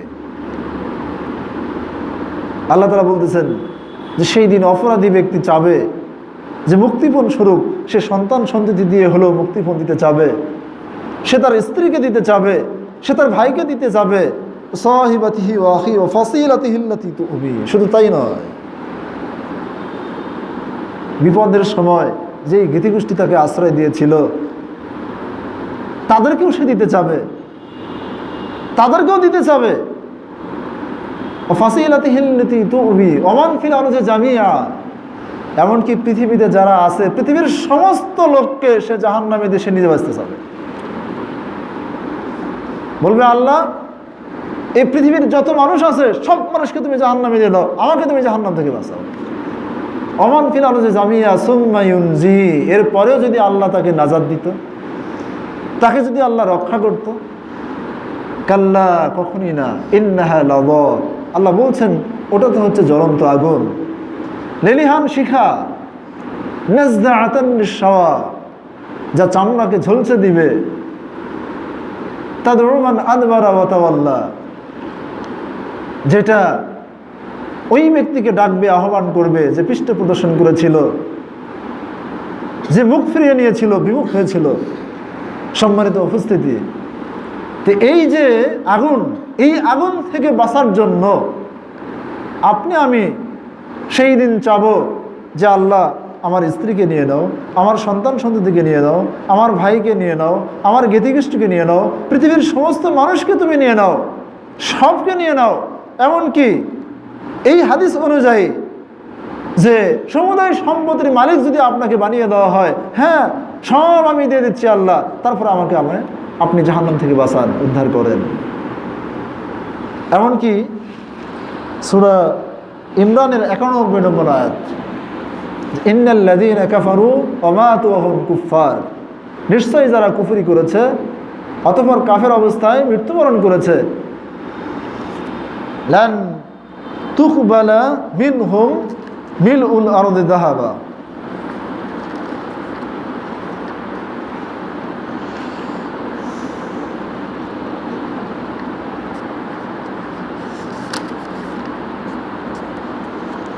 নিশ্চয়ই যারা কুফরি করেছে এবং কাফির অবস্থায় মৃত্যুবরণ করেছে, ফালা ইউকবালা মিন আহাদিহিম মিলুল আরদি যাহাবা। কোশ্চেন কালেও তাদের কারো কাছ থেকে পৃথিবী ভর্তি স্বর্ণ গ্রহণ করা হবে না, পৃথিবী ভর্তি স্বর্ণও গ্রহণ করা হবে না।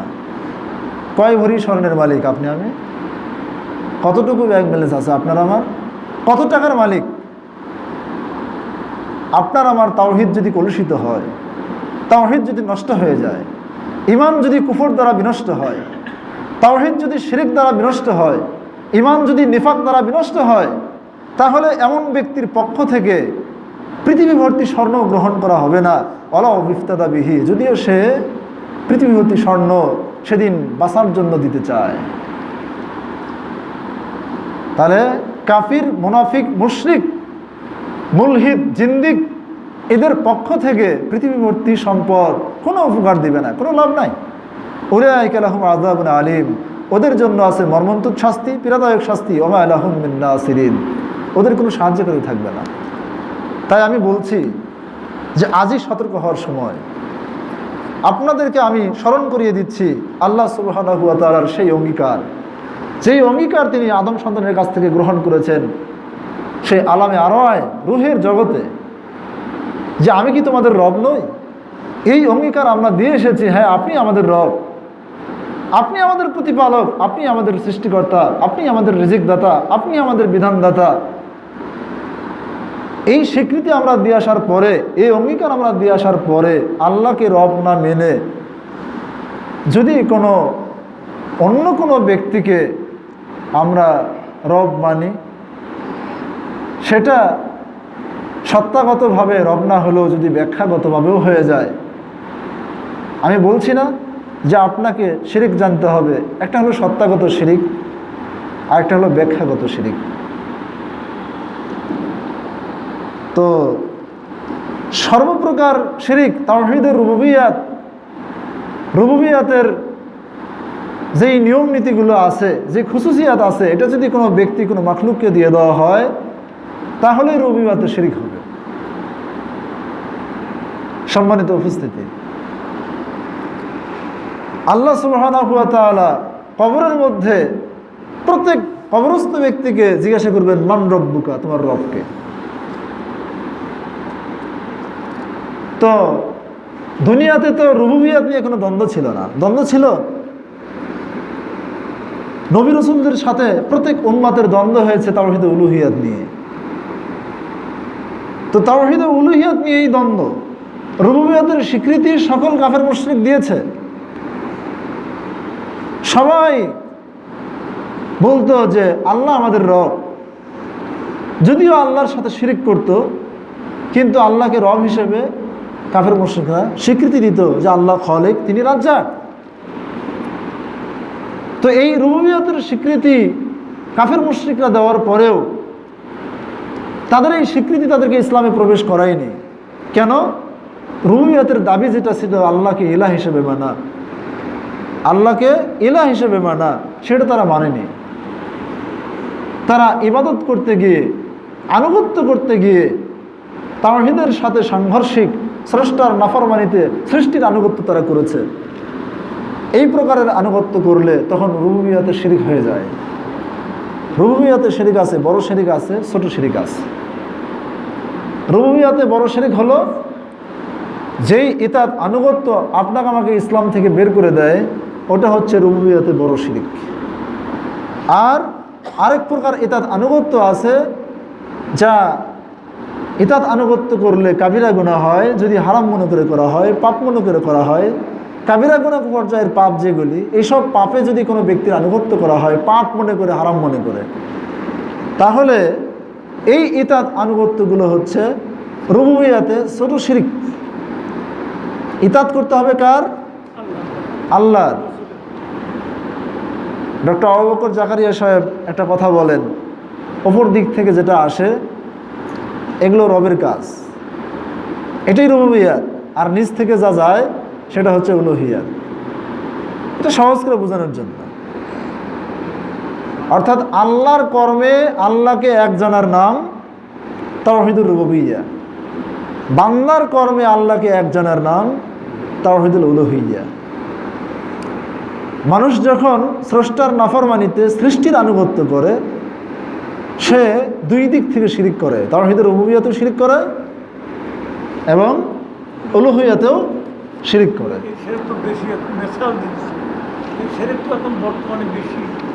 সম্মানিত উপস্থিতি, তো বলছিলাম যে আল্লাহ সুবহানাহু ওয়া তাআলার ওই অঙ্গীকার আমি স্মরণ করে দিচ্ছি, যেই অঙ্গীকার তিনি সেখানে নিয়েছেন, যেই অঙ্গীকারকে কিয়ামতের মাঠেও স্মরণ করে দেওয়া হবে। আর তাকে বলা হবে যে আজ যদি তোমাকে সমস্ত সম্পদ দিয়ে দেওয়া হয়, পুরো পৃথিবীর মালিক বানিয়ে দেওয়া হয়, তুমি কি বাঁচতে চাবে? বলে হ্যাঁ চাবো। যে আমি তো তোমার কাছে এর চেয়ে সহজ জিনিস চেয়েছিলাম, সেটা হলো শিরিক করবে না। তাহলে আজ থেকে আমরা অন্তত এখানে যারা আছি, শিরিকের যে সূক্ষ্ম ব্যাখ্যা আছে, শিরিকের যত প্রকারভেদ আছে, ঈমান বিধ্বংসী যত প্রকার আছে, তাওহীদুল আসমা ওয়া সিফাতের যে এলেম আছে, যে জ্ঞান আছে, এই জ্ঞানগুলো অর্জন করা, এই বিষয়ে মুজাহাদা করা, চেষ্টা করা।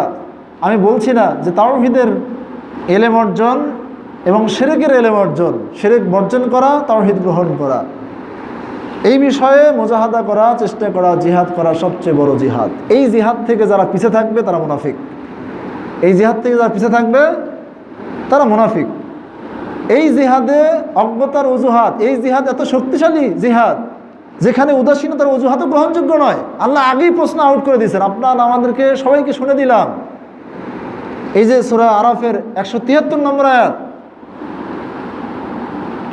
যে যাতে তোমরা কিয়ামতের দিন বলতে না পারো ইন্না কুন্না আন হাযা গাফিলিন, আমরা এই অঙ্গীকার সম্বন্ধে উদাসীন ছিলাম, গাফিল ছিলাম। অথবা বলতে না পারো যে ইন্নামা আশরাকা আবাউনা মিন ক্বাবল ওয়া কুন্না যুররিয়াতাম মিন বা'দু আফাতুহলিকুনা বিমা ফাআলাল মুবতিলুন, আমরা হচ্ছে তাদের পরবর্তী বংশধর, আমাদের পূর্বপুরুষরা তারা শিরক করেছিল, আল্লাহ তাদের সেই অপরাধের কারণে আপনি আমাদেরকে ধ্বংস করে দিয়েন না। কত সুন্দর করে আল্লাহ তাআলা কথা বলেছেন। তারপরেও যদি আপনার আমার কথা এবং কর্মে শিরক ঢুকে পড়ে, শিরকের জ্ঞান অর্জন আমরা না করি, আল্লাহ কি সহজে ছাড় দিবেন? সহজে ছাড় দিবেন? আমাদের দুনিয়াটা কি? দুনিয়া কাকে বলে? দুনিয়া হচ্ছে ইসমে তাফজিল ওয়াহেদ মুআন্নাস, যা ফরলার ওজনে ব্যবহৃত হয়। দুনিয়া অতি নগণ্য, অতি কম দামি, তুচ্ছ তাচ্ছিল্য বিষয়কে বলা হয় দুনিয়া। দুনিয়ার আরেকটা সংজ্ঞা হলো মা আলহাল ইনসান আন ইবাদতি রব্বিহি। একজন মানুষকে যে সমস্ত বিষয় তার রবের ইবাদত থেকে অন্যমনস্ক করে রাখে, ভুলিয়ে রাখে, সেটাকে বলা হয় দুনিয়া। দুনিয়া এই বিচারে খুব ভালো জিনিস না। মুমিন দুনিয়া তালাশি হতে পারে না। সম্মানিত উপস্থিতি, হ্যাঁ, রব্বানা আতিনা ফিদ দুনিয়া হাসানা ওয়া ফিল আখিরাতি হাসানা ওয়া কিনা আযাবান নার। আমরা আল্লাহর কাছে প্রার্থনা করি যে হে আল্লাহ, তুমি আমাদেরকে দুনিয়ার কল্যাণ দাও এবং আখিরাতের কল্যাণ দাও, আর আমাদেরকে আখিরাতের সেই জাহান্নামের আগুন থেকে রক্ষা করো। আযাবান নার, যেটা ওয়াকিনা আযাবান নার, জাহান্নাম আগুনের শাস্তি থেকে আমাদেরকে রক্ষা করো, হেফাজত করো। এখন কেউ হয়তো এই আয়াত দিয়ে যুক্তি তর্ক উপস্থাপন করতে পারেন, কেউ হয়তো এই আয়াত দিয়ে আমাদের সামনে দলিল তুলে ধরতে পারেন। এই যে আল্লাহ তাআলা এখানে দুনিয়া চাইতে বলছেন, রব্বানা আতিনা ফিদ দুনিয়া হাসানা ওয়া ফিল আখিরাতি হাসানা ওয়া কিনা আযাবান নার। হে আল্লাহ, হে আমাদের রব, তুমি আমাদেরকে দুনিয়াতে হাসানা দাও এবং আখিরাতে হাসানা দাও, আর আমাদেরকে জাহান্নামের শাস্তি থেকে রক্ষা করো। এবার বলেন যে দুটির মধ্যে পার্থক্য কি? আল্লাহ সুবহানাহু ওয়া তাআলা আরেক জায়গায় বলছেন, ওয়ামাল হায়াতুদ দুনিয়া ইল্লা মাতাউল গুরুর। এই পার্থিব জীবন ছলনার বস্তু ছাড়া আর কিছুই না, প্রতারণার বস্তু বই আর কিছুই নয়। আল্লাহ সুবহানাহু ওয়া তাআলা বলছেন, ফামা মাতাউল হায়াতিদ দুনিয়া ফিল আখিরা ইল্লা কলিল। তো মাতাউল গুরুর কাকে বলা হয়? প্রতারণার বস্তু কাকে বলা হয়? মাল ফারকু বাইনা মাতাউল গুরুর ওয়াল হাসানা। হাসানা এবং মাতাউল গুরুর, এই দুটোর মধ্যে পার্থক্যটা কি? আমরা আল্লাহর কাছে চাচ্ছি, আল্লাহ তুমি দুনিয়াতে আমাদেরকে কল্যাণ দাও, আখিরাতে আমাদেরকে কল্যাণ দাও। আবার আল্লাহ তাআলা বলতেছেন যে দুনিয়া হচ্ছে একটা প্রতারণার বস্তু। তো দুনিয়াটা কখন প্রতারণার বস্তু হয়?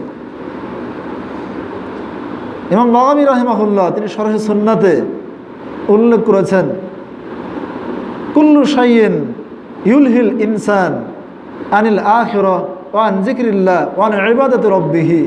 প্রত্যেক জিনিস যা মানুষকে আখিরাত থেকে, আল্লাহর জিকির থেকে, তার রবের ইবাদত থেকে অন্যমনস্ক করে ভুলিয়ে দেয়, সেটাই হচ্ছে মাতাউল গুরুর। সেটাই হচ্ছে মাতাউল গুরুর, প্রতারণার বস্তু। বুঝতে পারলেন তো? এবং সেটাকে বলা যায় দুনিয়া। সেটা কি? দুনিয়া। তা আমরা এই ধরনের প্রতারণাপূর্ণ দুনিয়াকে গ্রহণ করব না ইনশাআল্লাহ। হাসানা কাকে বলা হয়? দুনিয়ার হাসানা কোনটা? দুনিয়ার হাসানা ওটাই যেটা আখিরাতের হাসানায় পৌঁছে দেয়, যেটা আল্লাহর সাথে সংযোগ তৈরি করে দেয়, আল্লাহর সাথে সংযোগ তৈরি করতে সহযোগিতা করে, আখিরাতমুখী করে, আখিরাতের কাছে সহযোগিতা করে, সেটাকে বলা হয় দুনিয়ার হাসানা। কথা বুঝতে পারছেন তো?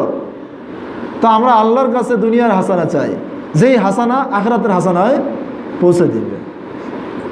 যদি দুনিয়ার হাসানা তালাশ করতে গিয়ে আখিরাত থেকে অন্যমনস্ক হয়ে যায়, আল্লাহর জিকির থেকে, আল্লাহর স্মরণ থেকে, রবের ইবাদত থেকে উদাসীন হয়ে যায়, গাফেল হয়ে যায়, আল্লাহ তাআলার অঙ্গীকার থেকে আমরা গাফেল হয়ে যাই, তাহলে বুঝতে হবে যে এটা হলো প্রতারণার বস্তু।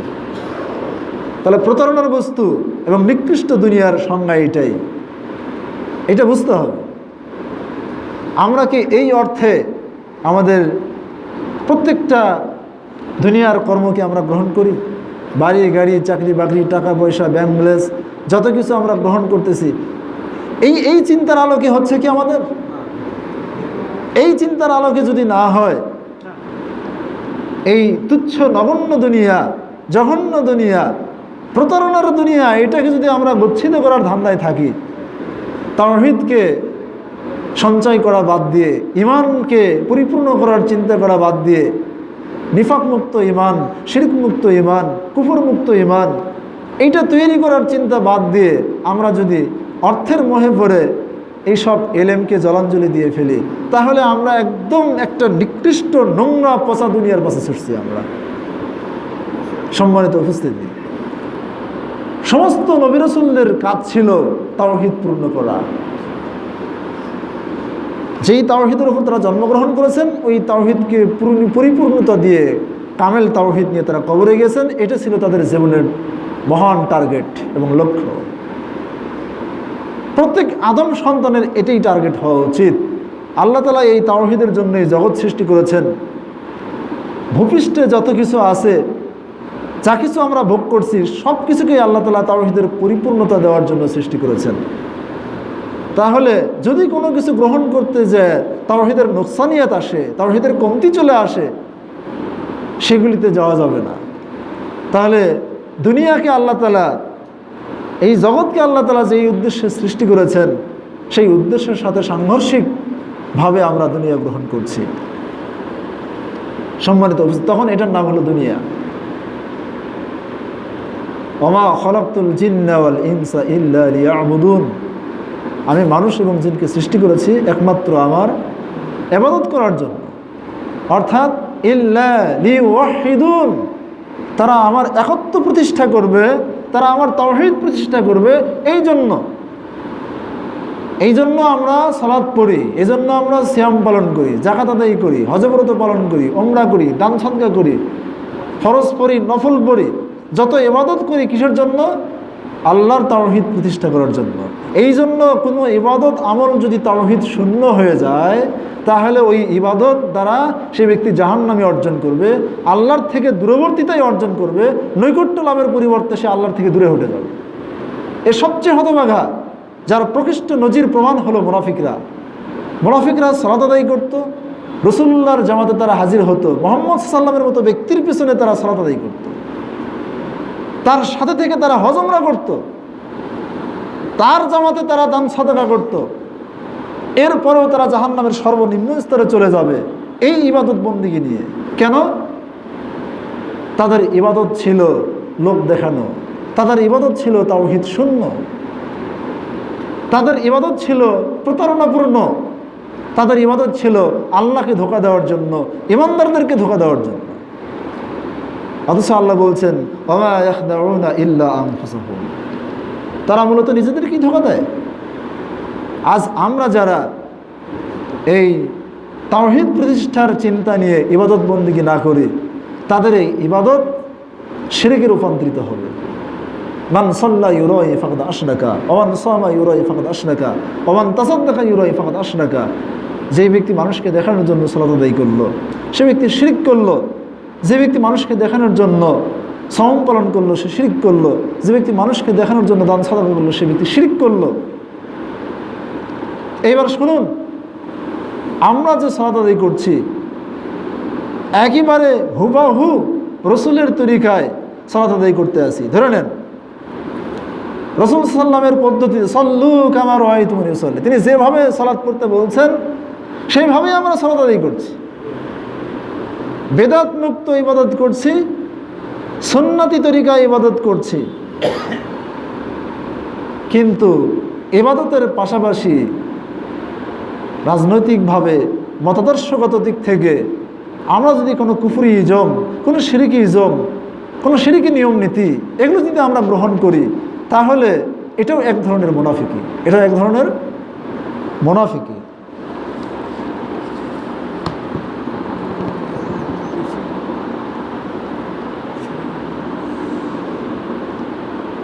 ইমাম মোহাম্মদ আব্দুল ওয়াহাব নজদি রাহিমাহুল্লাহ তিনি শিরকুন নিয়া ওয়াল ইরাদা ওয়াল কাসদ, ইচ্ছা, নিয়ত, বাসনায় শিরক, ইচ্ছা, নিয়ত এবং বাসনায় শিরক। বড় শিরকের অন্যতম একটি প্রকার হলো নিয়তে শিরিক, ইচ্ছায় শিরিক, সংকল্প শিরিক।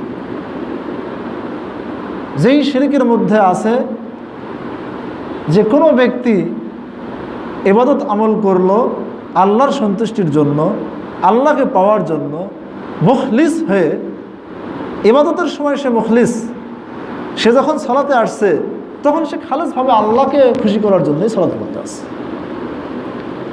এমনকি রাসূলুল্লাহর তরিকায় সে সালাত পড়তে আসে, কিন্তু অপরদিকে হুয়া আলা আমালেন ইখরিজুহু আনিল ইসলাম বা হুয়া আলা কুফরিন ইখরিজুহু আনিল ইসলাম, অপরদিকে সে এমন কোনো কর্মের উপর আছে, এমন কোনো কুফরের উপর আছে যে কুফর, যে আমল তাকে ইসলাম থেকে বের করে দিচ্ছে।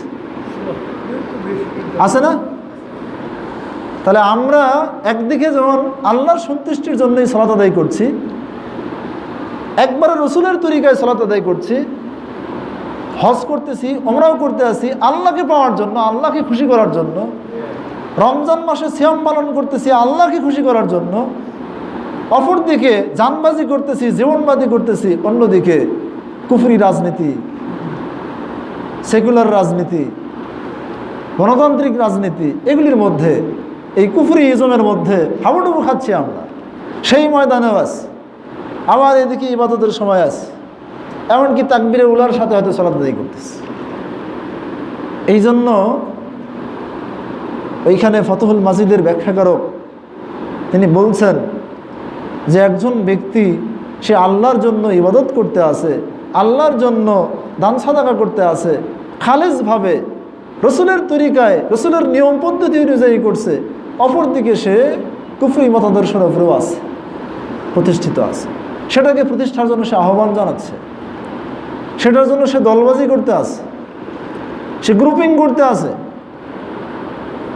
এমনকি তার জাতীয় ভাই সে যাদের সাথে সালাত আদায় করে তাদের সাথেই সে মানে গণ্ডগোল করতে আসে, মারামারি করতে আসে, কাটাকাটি করতে আসে। এই যে এটা কি, এই সমস্যাগুলো বর্তমানে সমাজে আছে না? এটা সংক্রামক ব্যাধির মতো এগুলো ছেড়ে আছে মুসলমান সমাজে।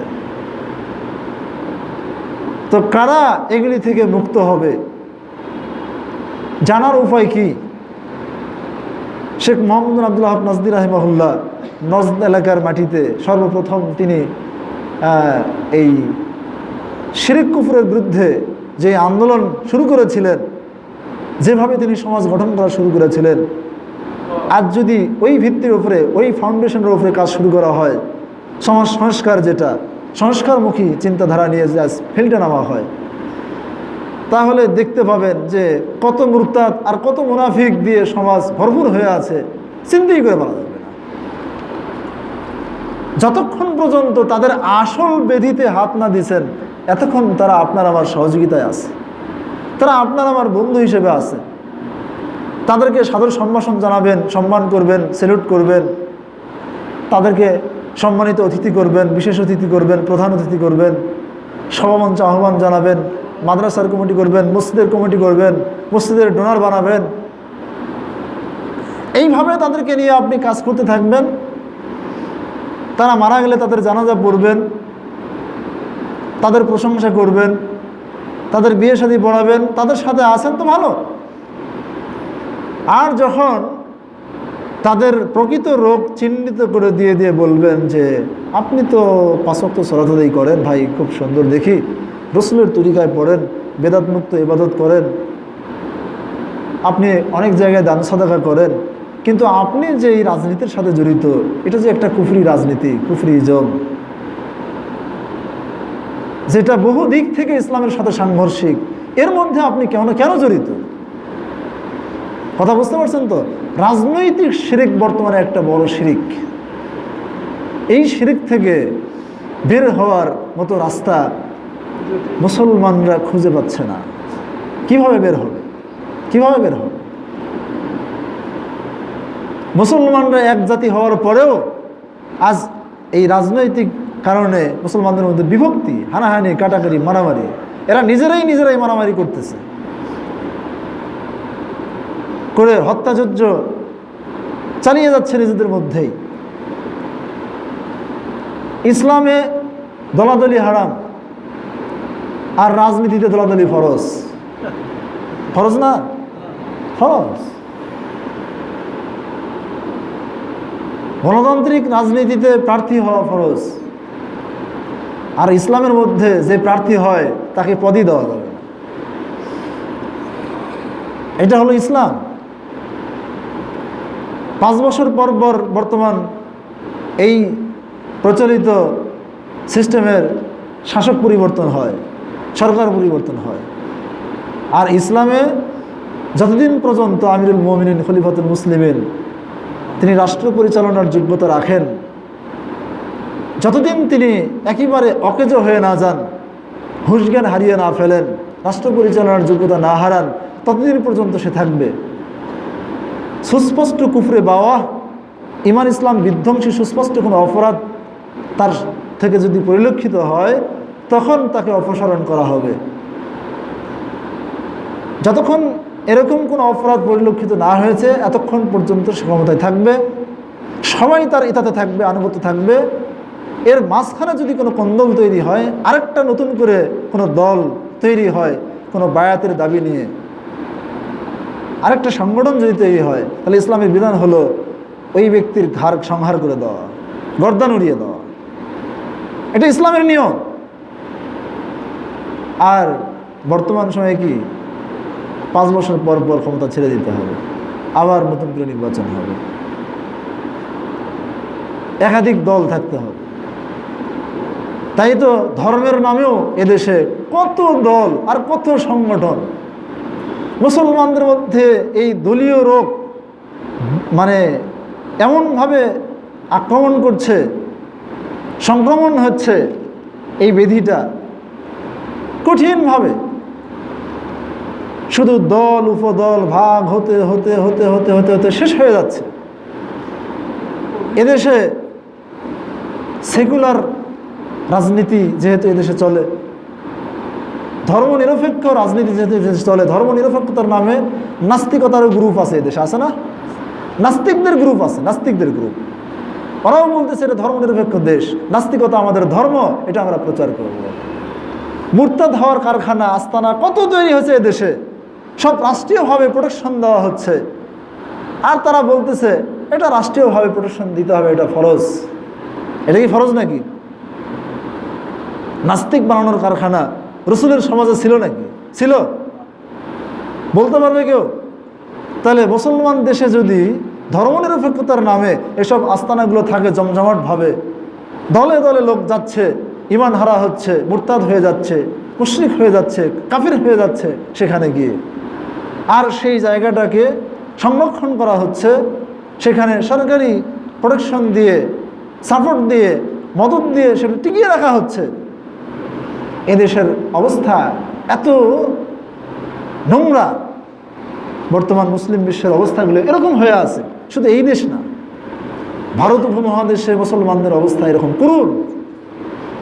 সম্মানিত উপস্থিতি, তো এগুলি যারা বিশ্বাস করে, যারা এগুলি লালন করে, যারা এগুলি পালন করে, তাদের ক্ষেত্রে কি হুকুম আহকাম জারি করবেন? কি হুকুম আহকাম জারি করবেন? কার সাথে আপনি ওয়ালা করবেন, কার সাথে আপনি বারা করবেন, কার সাথে মিত্রতা করবেন, আর কার সাথে শত্রুতা করবেন? বর্তমান সময়ে পরিস্থিতি পরিবেশ খুবই কঠিন। সম্মানিত উপস্থিতি, এই জন্য আমাদেরকে আসতে হবে ইলমি জিহাদে, কোরআন এবং সহিহ সুন্নাহ থেকে পরিচ্ছন্ন সুস্পষ্ট ইলম অর্জন করতে হবে তাওহীদের এবং শিরকের সূক্ষ্মাতি সূক্ষ্ম মানদণ্ড এখান থেকে বের করে নিতে হবে। যারা এগুলি বুঝবে, জানবে, তাদের সাথে আমাদের মিত্রতা করতে হবে। কথা বুঝতে পারছেন তো? আর যারা এগুলি বুঝবে না, যার যার ফতুয়া নিয়ে সেই ব্যস্ত, সবাই মুফতি, কথা বলতে গেলে না হলে বুঝি, অত বুঝেন লাগবে না, কিছুই বোঝে না। এরকম সবাই যখন নিজ মতকে বড় মনে করবে, প্রবৃত্তি পূজারী হবে, দুনিয়াকে প্রাধান্য দিবে আখিরাতের ওপরে, সেই সময়ে নিজেকে বাঁচানো জরুরি।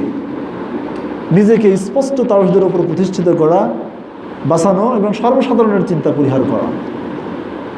অনেক সময় নিজে আমি ভাবেই এরকম অবস্থা যে বর্তমান সময়ে কিছু কিছু জায়গায় এরকম পরিবেশ পরিস্থিতি হয়ে গেছে, দাঁড় হয়ে গেছে যে কথাই বলা যায় না। মসজিদে এখন রাজনীতির প্ল্যাটফর্ম হয়ে গেছে। মসজিদে তাদেরকে বোঝানোই যায় না। তারা ওই মন্দিরের দাওয়াতেও যাচ্ছে, হরিবাসারেও যাচ্ছে, মুসলমানদের সভাতেও যাচ্ছে, মসজিদেও যাচ্ছে। এই তো অবস্থা। সালাতেও আসতেছে, দাড়িতে মেহেদি দিচ্ছে। গতানুগতিক একটা প্রচলন, উদাসীন, গাফেল। কোন দিক দিয়ে তাওহীদ শেষ হয়ে যাচ্ছে চিন্তাই নাই, খেয়ালই নাই। সম্মানিত উপস্থিতি, অতএব আসুন আল্লাহ সুবহানাহু ওয়া তাআলা আমাদেরকে শিরক মুক্ত, কুফর মুক্ত, নিফাক মুক্ত, জুলুম মুক্ত বিশুদ্ধ ঈমান অর্জন করার তৌফিক দান করুন। আল্লাহুম্মা আমিন। আল্লাহ বলেন, আল্লাযীনা আমানু ওয়া লাম ইয়ালবিসু ঈমানাহুম বিযুলমিন উলাইকা লাহুমুল আমনু ওয়া হুম মুহতাদুন। যারা ঈমান আনয়ন করে, যারা ঈমানের সাথে জুলুম মিশ্রণ করে না, তারাই হচ্ছে হেদায়েত প্রাপ্ত, তাদের জন্য আছে নিরাপত্তা, তারাই হচ্ছে হেদায়েত প্রাপ্ত। উলাইকা লাহুমুল আমন ওয়া হুম মুহতাদুন। সূরা আনামের 82 নম্বর আয়াত। তো এই যে জুলুম মুক্ত ঈমান, আব্দুল্লাহ বিন মাসউদ থেকে বর্ণিত আছে, এই আয়াতটি যখন নাজিল হয় তখন এটা মুহাম্মদ সাল্লাল্লাহু আলাইহি সাহাবীদের উপর কঠিন হয়ে যায়। তখন তিনি বলেন, এমনকি তারা বলে যে আইয়ুনা লা ইয়াজলিমু নাফসাহু, আমাদের মধ্যে এমন কোন ব্যক্তি আছে যে নিজের প্রতি জুলুম করে না? রাসূল সাল্লাল্লাহু আলাইহি সাল্লাম বললেন, তোমরা এখানে জুলুম বলতে যা বুঝছো সেটা নয়। আলাম তাসমাউ কওলা লুকমান লিইবনিহি, তোমরা কি লোকমানের কথা শোনোনি? যে লোকমান উপদেশ ছলে তার পুত্রকে বলছিল যে ইয়া বৎস, হে বৎস, লা তুশরিক বিল্লাহ ইন্নাশ শিরকা লাযুলমুন আযীম, তুমি আল্লাহর সাথে শিরক করবে না, নিশ্চয়ই শিরক হচ্ছে সবচেয়ে বড় জুলুম। সম্মানিত উপস্থিতি, এই আয়াতটির অনেক লম্বা চওড়া ব্যাখ্যা করছেন শাইখুল ইসলাম ইবনে তাইমিয়া রাহিমাহুল্লাহ, যে যারা ঈমানের সাথে জুলুম মিশাবে না তাদের জন্য আছে নিরাপত্তা, তারাই হলো হেদায়েত প্রাপ্ত। তো জুলুম দুই প্রকার, এক প্রকার জুলুমের সাথে ঈমান টিকে না, আরেক প্রকার ঈমানের সাথে জুলুম মিশড হলে জুলুম পরিমাণ ঈমান কমে যায়। যে পরিমাণ জুলুম মিশ্রণ হয় ওই পরিমাণ ঈমান কমে যায়। তো সব মিলে তিন প্রকারের জুলুম তিনি উল্লেখ করেছেন ইবনে তাইমিয়া রাহিমাহুল্লাহ। জুলমুল আবদ বাইনাহু ওয়া বাইনাল্লাহ ওয়া বাইনা রাব্বিহি, বান্দার মধ্যে আর তার রবের মধ্যেকার জুলুম। তারপর আল জুলমু বাইনাল ইবাদ, বান্দাদের মধ্যে পারস্পরিক জুলুম। আর জুলমুন লিনাফসি, জুলমুন লিনাফসি বলতে নিজের প্রতি জুলুম। নিজের প্রতি জুলুম, অন্যায়, অবিচার, অতিরঞ্জন বা কোনো পাপ করার মাধ্যমে নিজের প্রতি জুলুম করা। তো বান্দা আল্লাহর হকে যদি কোনো জুলুম করে, এই জুলুম আবার দুই প্রকার। তার ইবাদতের মধ্যে ঘাটতি কমতি, এটা এক প্রকারের জুলুম, যেই জুলুমের মাধ্যমে ইবাদত ধ্বংস হয়ে যায়নি, যেগুলিকে বলা হয় কাবিরা গুনাহ, সাগিরা গুনাহ, বিভিন্ন পর্যায়ের গুনাহ। কাবিরা গুনার যত প্রকার আছে, ইমাম আয-যাহাবী রাহিমাহুল্লাহ তিনি প্রায় 100 প্রকারের কাবিরা গুনাহ উল্লেখ করেছেন কিতাবুল কাবায়েরে। এই কাবিরা গুনাহ সম্পর্কে প্রত্যেক মুমিনকে সচেতন হতে হবে। কাবিরা গুনার সংজ্ঞা জানতে হবে, কাবিরা গুনাহ কাকে বলে, কাবিরা গুনাহ কত প্রকার, এগুলি সম্বন্ধে আমাদের জানতে হবে। তো এই কাবিরা গুনাহগুলো যদি আল্লাহর হক জনিত হয়, অর্থাৎ যেভাবে সালাত পড়ার দরকার ছিল, যেই একাগ্রতার সাথে, যেই খুলুসিয়াতের সাথে, সেখানে হয়তো কিছু লৌকিকতা, কিছু রিয়া ঢুকে গেছে, তো এগুলি জায়গায় ত্রুটি হলে অনেক সময় কাবিরা গুনাহ হয়ে যায়। এমনকি আল্লাহ সুবহানাহু ওয়া তাআলার ফরজ আদায় থেকে যদি আমরা অলসতা করি, কোনো সময় কোনো ফরজ ওয়াজিব ছেড়ে দেই, তাহলে এই যে আল্লাহর হকে ত্রুটি হলো, এটা এক ধরনের কাবিরা গুনাহ, এটা এক প্রকারের জুলুম। তো এই জুলুমগুলো এক ধরনের জুলুম, যেই জুলুমগুলি আল্লাহ সুবহানাহু ওয়া তাআলা ইচ্ছা করলে ক্ষমা করে দিতে পারেন। আরেক প্রকারের জুলুম আছে, যেই জুলুমগুলো থাকলে বান্দার ইবাদত সমূলেই নষ্ট। আল্লাহর ইবাদতের মধ্যে এই ধরনের জুলুম যদি কেউ করে বসে, তাহলে সে ব্যক্তি মুশরিক হয়ে যাবে। আর শিরকু ফিল ইবাদা, যেটাকে বলা হয় ইবাদতের শিরক, যেটা হচ্ছে ইবাদতের শিরক। ইবাদতের যত প্রকার আছে, ইবাদত বলতে যা বোঝায় তার কোনো একটা পার্ট, কোনো একটা অংশ, জাররা পরিমাণ, সরিষা পরিমাণ যদি গায়রুল্লাহর জন্য নিবেদন করা হয়, তাহলে সেটা বড় শিরক হবে। আর এই শিরক করলে সেই ব্যক্তি মুশরিক হয়ে যাবে। তাহলে ইবাদতের কোনো অংশ আল্লাহ ছাড়া গায়রুল্লাহর জন্য পেশ করা যাবে না। তাহলে আল্লাহর হকে জুলুম বলতে তাওহীদের উলুহিয়াতের শিরক, তাওহীদে উলুহিয়াতের শিরক, তাওহীদুল আসমা ওয়া সিফাতের শিরক, 3 প্রকার তাওহীদের মধ্যে শিরক করা হচ্ছে আল্লাহর হকে জুলুম করা। শিরক সমপর্যায়ের যত অপরাধ আছে সবই এই জুলুমের অর্থে শামিল। কুফরের প্রকার আছে, বড় কুফরি প্রায় 5 প্রকার, বড় শিরক আছে 4 প্রকার। শেখ মোহাম্মদ বিন শাহ ইসমাইল শহীদ রাহিমাহুল্লাহর মতে বড় শিরকের প্রকার হচ্ছে 6 প্রকার। তো এইভাবে যত শিরক আছে, যত কুফরি আছে, সর্বপ্রকার কুফরি, এমনকি বড় মুনাফিকি হচ্ছে 6 প্রকার। এগুলি হচ্ছে বড় জুলুমের অন্তর্ভুক্ত। এগুলি হলো জুলুমে আকবার। এগুলির নাম কি? জুলুমে আকবার। তো আল্লাযিনা আমানু ওয়ালাম ইয়ালবিসু ঈমানাহুম বিজুলমিন, যারা ঈমান আনয়ন করে, ঈমানের সাথে এই বড় জুলুমের সংমিশ্রণ ঘটায় না, ঈমানকে সমূলে ডিলিট করে দেয়, নাই করে দেয়, এরকম জুলুমের সংমিশ্রণ ঘটায় না। উলাইকা লাহুমুল আমন আল আমনুল মুতলাক, তাদের জন্য আছে এক ধরনের নিরাপত্তা, সাধারণ নিরাপত্তা আছে। আর অহম মুহতাদুন, আর তারাই হলো হেদায়েত প্রাপ্ত, অর্থাৎ আল ইহতিদাউল মুতলাক, তাদের জন্য আছে সাধারণ হেদায়েত। হেদায়েতের আসল বা ঈমানের আসল তাদের থাকবে, যদিও তারা অপরাধী, যদিও তারা পাপী, যদিও তারা গুনাহগার, তারা আল্লাহর ইচ্ছাধীনে থাকবে। কিয়ামতের মাঠে আল্লাহ সুবহানাহু ওয়া তাআলা তাদেরকে তাদের অপরাধের প্রায়শ্চিত্ত করে ক্ষমা করে জান্নাতে দিতে পারেন, অথবা জাহান্নামে দেওয়ার পরে তাদের পাপ পরিমাণ শাস্তি ভোগের পর তারা জাহান্নাম থেকে বের হয়ে আসবে, শেষ পরিণাম তাদের জান্নাতে। যাদের ঈমানের আসল আছে, মূল আছে, যাদের সাথে ঈমানের মূল আছে। তো যারা বড় শিরক, বড় কুফর, বড় মুনাফিকি, বললাম যে বড় শিরক 4-6 প্রকার, বড় কুফরি 5 থেকে 6 প্রকার, বড় মুনাফিকি প্রায় 6 প্রকার, এগুলির প্রকার। এমনকি বড় ফিস্ক, ফাফাসাকা আন আমরি রব্বিহি, আল্লাহ তাআলা ইবলিস সম্বন্ধে বলছেন সে তার রবের আদেশ থেকে বের হয়ে গেল, অবাধ্যচারণ করল। তো ইবলিসের এই ফাসেকি 2 প্রকার। আমরা একজন গুনাহগার ব্যক্তিকেও ফাসেক বলে, ফাসেক মুসলমান বলি না, ইবলিসও ফাসেক। ইবলিসের ক্ষেত্রে ফাসেকি ব্যবহার করা হয়েছে। ইবলিস যে ফাসেকি করেছে সেটা ফিসকে আকবার, সেটা ছিল বড় ফাসেক। আম্মাল্লাযীনা ফাসাকু ফামাওয়াহুমুন নার কুল্লামা আরাদু আন ইয়াখরুজু মিনহা উঈদু ফিহা, আর যারা ফাসিক তাদের ঠিকানা হচ্ছে জাহান্নাম। যখনই তারা জাহান্নাম থেকে বের হওয়ার ইচ্ছা করবে, আবার তাদেরকে ঘুরে জাহান্নামের মধ্যে ঢুকাবে। এরা হচ্ছে ফাসিক। সম্মানিত উপস্থিতি, তো এটা ফিসকে আকবার। তো আপনাকে আমাকে জানতে হবে যে ফিসকে আকবার কাকে বলে। ইতাত কয় প্রকার? প্রথমত ইতাত 2 ভাগে ভাগ করতে হবে। ইতাতে ইতিকাদি, ইতাতে মাজবুরি। একটা হলো বাধ্যগত আনুগত্য, আর একটা হলো বিশ্বাসগত আনুগত্য। বিশ্বাসগত ইতাত বলতে কি বোঝায়?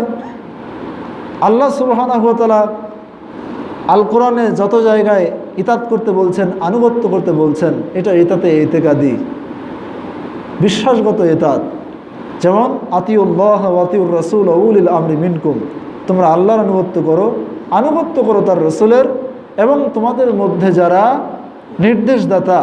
নির্দেশদাতা বলতে যারা তোমাদের আমিরুল মুমিনিন, খলিফাতুল মুসলিমিন, যারা হচ্ছে মুসলিম শাসক, যারা হচ্ছে মুসলিম আমির, তাদের আনুগত্য করাটা হচ্ছে এটাতে এতেকাদি। বিশ্বাস করতে হবে যে মুসলমানদের আনুগত্য পাওয়ার হকদার হলো একজন মুসলিম শাসক। কথা বুঝতে পারছেন তো? একজন আমিরুল মুমিনিন এবং কোরআন সুন্নাহর নিয়ম নীতিতে যেই ব্যক্তি হয়, সেই ব্যক্তি, অর্থাৎ সেই ব্যক্তি মুসলিম হতে হবে এবং একজন পুরুষ হতে হবে।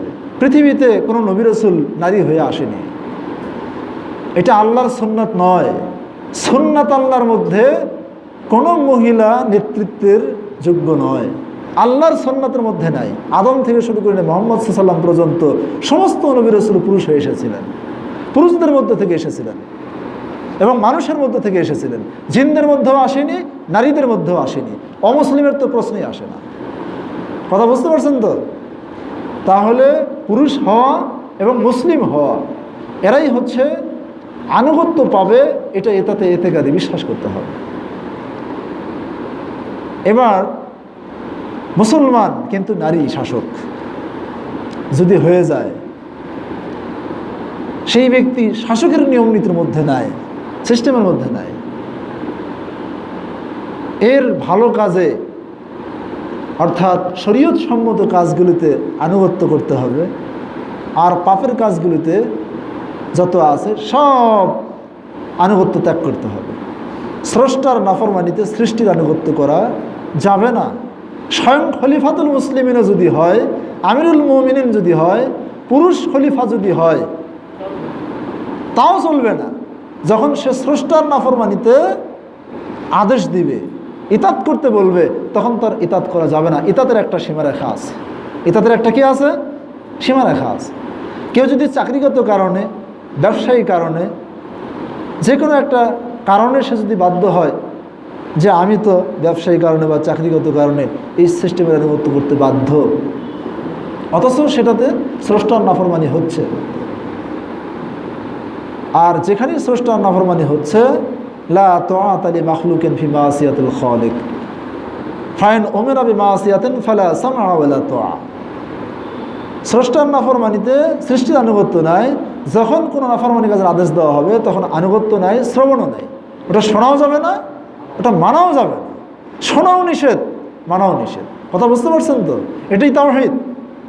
এই তাওহীদের উপরে প্রতিষ্ঠিত হলেই আপনার আমার পরীক্ষা শুরু হয়ে যাবে। এই পরীক্ষা দিয়ে এসেছেন সালফে সালেহিনগণ।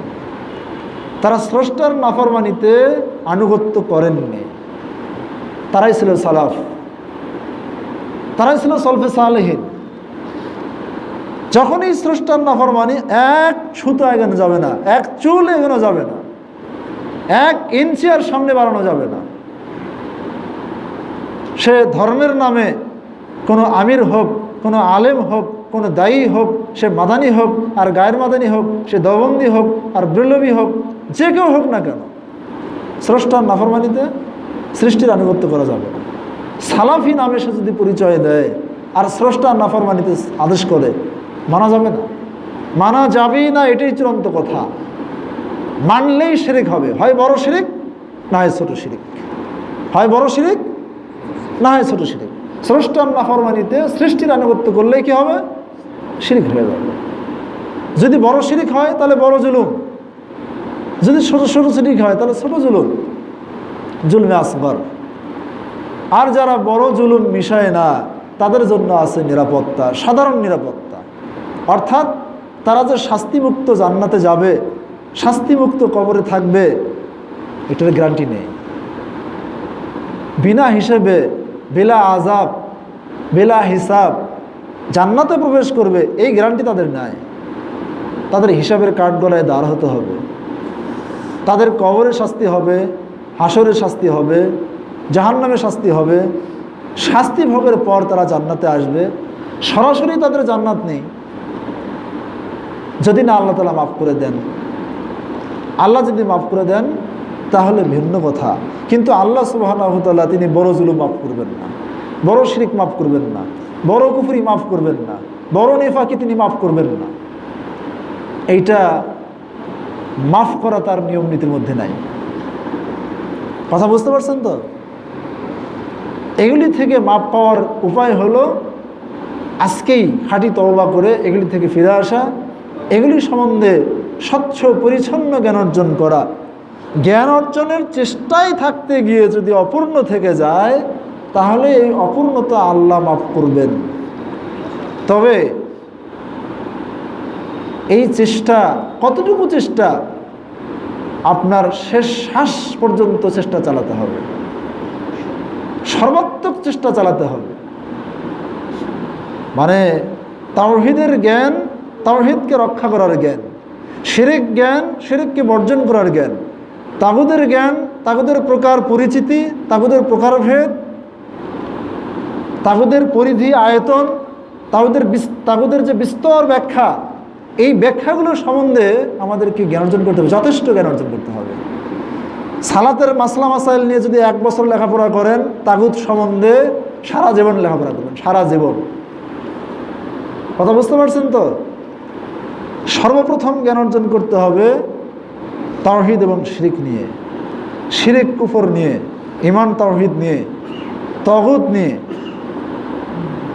সর্বপ্রথম আদম সন্তানের উপর যে ফরজ, এটা তাগুত বর্জন ফরজ। আউয়ালু মা ফারাযাল্লাহু আলা ইবনে আদম আল কুফরা বিত-তাগুত। আল্লাহ সর্বপ্রথম আদম সন্তানের উপর যেই জিনিসটা ফরজ করেছেন সেটা হচ্ছে কুফর বিত-তাগুত। হাজার হাজার লাখ লাখ মুসলমানকে জিজ্ঞেস করবেন কুফর মানে কি, বোঝে না। কাফের মানে কি, বোঝে না। মুসলমান মানে কি, বোঝে না। তাগুত মানে কি, বোঝে না। তাগুতের প্রকারভেদ কি, বোঝে না। তাগুতও ছোট বড় আছে, তাগুতে আকবার আছে, তাগুতে আসগার আছে, আছে না? তাগুতেরও প্রকারভেদ আছে। সম্মানিত উপস্থিতি, তাহলে আমরা ইনশাআল্লাহুল আজিজ আজকে এই এলেমের গুরুত্বের উপরে আলোচনা করলাম। এই গুরুত্বকে সামনে রেখে সামনের দিনগুলোতে পার্ট বাই পার্ট একটার পর একটা আলোচনা শুরু করতে হবে। আমার দুঃখ লাগে, আফসোস লাগে যে আজকের এই মুসলিম বিশ্বে লক্ষ লক্ষ কোটি কোটি টাকা খরচ করে মসজিদের তালা বানানো হচ্ছে, টাইলস করা হচ্ছে, থাই লাগানো হচ্ছে, এসি লাগানো হচ্ছে, বহুতল বিশিষ্ট মসজিদ করা হচ্ছে, বহু বিশাল বিশাল বড় বড় মসজিদ করা হচ্ছে, কিন্তু সেই মসজিদে তাওহীদের চর্চা নেই। সেখানে তাগুত চেনার যে মানহাজ, যে নিয়ম নীতি, সালাফদের যে প্রকৃত মানহাজ, যে নিয়ম নীতি, সেটার চর্চা নেই। ওই কোটি কোটি টাকা খরচ করে শিরক মুক্ত জ্ঞান অর্জনের পিছিয়ে ব্যয় করতে হবে। টিনের বেড়া থাক, খেরের বেড়া থাক, গাছতলায় সালাত পড়েন, শিরক মুক্ত ইবাদত করেন, কোনো সমস্যা নাই। তাগুত মুক্ত হয়ে কবরে যান, সফলতা আপনাকে চুম্বন করবে ইনশাল্লাহ। আপনি ঘরে ইবাদত করেন, গাছতলায় ইবাদত করেন, আর যেখানে ইবাদত করেন, ইবাদত করার জন্য শিরক মুক্ত হওয়া, তাগুত মুক্ত হওয়া, কুফর মুক্ত হওয়া শর্ত। টাইলস যুক্ত মসজিদে ইবাদত করে সফলতা অর্জন করা যাবে না যদি সেখানে খাঁটি মানের চর্চা না হয়। প্রশ্ন উত্তর লাগবে। আল্লাহ সুবহানাহু ওয়া তাআলা আমাদেরকে, তাগুত হচ্ছে কুল্লু মা উবিদা মিন দুনিল্লাহ, আল্লাহ ব্যতি রেখে যা কিছুর দাসত্ব করা হয়, গোলামি করা হয়, সকল শক্তিকে তাগুত বলা হয়। এটা হচ্ছে তাগুতের একটা ব্যাখ্যা। তাগুত হচ্ছে আল্লাহর দেওয়া সীমারেখা থেকে বেড়ে যাওয়ার নাম হচ্ছে সীমালঙ্ঘন। তাগুত শব্দের অর্থ হলো মুজাওয়াজাতুল হাদ আল হাদ্দুল মাকবুল, শরীয়তে গ্রহণীয় সীমারেখাকে লঙ্ঘন করার নাম হচ্ছে তাগুত। কুল্লু মা তাজাওয়াজা বিহিল আবদু হাদ্দাহু মিন মা'বুদিন আও মাতমুইন আও মুতা' ফাহুয়া তাগুত। বান্দা যেই সব কিছুর মাধ্যমে তার নির্ধারিত সীমারেখা লঙ্ঘন করে সেটাই হচ্ছে তাগুত। সেটা হতে পারে তার উপাস্য, পূজনীয় উপাস্য, হতে পারে তার অনুসরণীয় কোনো কিছু, অনুকরণীয় কোনো ব্যক্তি, এই সব দিক থেকেই তাগুত হতে পারে। এই জন্য আনুগত্যের সীমা ডিঙ্গালেই যেটুকু সীমা অতিক্রম করবেন, যাকে দিবেন সেই মান্যবর, সেই অনুসরণীয় ব্যক্তি হবে তাগুত। তাকে দিয়ে আপনি মোহাম্মদ সাল্লামের ইতাতের সীমারেখা ডিঙ্গিয়ে গেছেন। শরীয়ত অনুমোদিত আমির ওমাদের সীমারেখা আপনি অতিক্রম করছেন, তাই ওরা হবে তাগুত। এ পর্যায়ে তাগুত শাসক থেকে শুরু করে নিয়ে তৃণমূল পর্যায়ে একটা পরিবারের গার্জিয়ানও তাগুত হতে পারে, একজন স্ত্রীর কাছে স্বামীও তাগুত হতে পারে, একজন সন্তানের কাছে বাবাও তাগুত হতে পারে, একটা প্রতিষ্ঠানের হেডমাস্টার তাগুত হতে পারে, একটা কোম্পানির ম্যানেজার মালিক সে তাগুত হতে পারে, একটা ব্যবসায়ী প্রতিষ্ঠানের পরিচালক সে তাগুত হতে পারে। যখনই সে আল্লাহর নিয়ম নীতির বাহিরে অন্য কোনো নিয়ম নীতি দিয়ে পরিচালনা করবে, সীমা লঙ্ঘন করে পরিচালনা করবে, তখন সে তাগুত হয়ে যাবে। আর আনুগত্যকারীরা হবে আব্দুত তাগুত বা মতিউর তাগুত, তাগুদের বান্দা, তাগুদের দাস বা তাগুদের অনুসারী। এই পর্যায়ে ইতাতের উপর বিশেষ করে তার উপর হুকুম লাগবে। যদি তার ইতাতটা ইমান বিধ্বংসী হয় তাহলে সে তাগুতে আকবরের পূজাকারী, সে আব্দুত তাগুত, প্রকৃতপক্ষী তাগুদের দাস।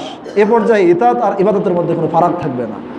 উভয় পর্যায়ে সে আল্লাহর বান্দা থেকে বের হয়ে গেছে, ওই সীমা থেকে সে কী হয়ে গেছে? বের হয়ে গেছে, আল্লাহর দাসত্ব থেকে সে বের হয়ে গেছে, সে মুশরিক। আল্লাহ সুবহানাহু ওয়া তাআলা আমাদেরকে পর্যায়ক্রমে এগুলির জ্ঞান অর্জন করার তৌফিক দান করুন। আল্লাহুম্মা আমিন। অনেক কথা আছে, সামান্য বললাম আপনাকে। সুবহানাকাল্লাহুম্মা ওয়া বিহামদিকা আশহাদু আল্লা ইলাহা ইল্লা আনতা আস্তাগফিরুকা ওয়া আতুবু ইলাইক।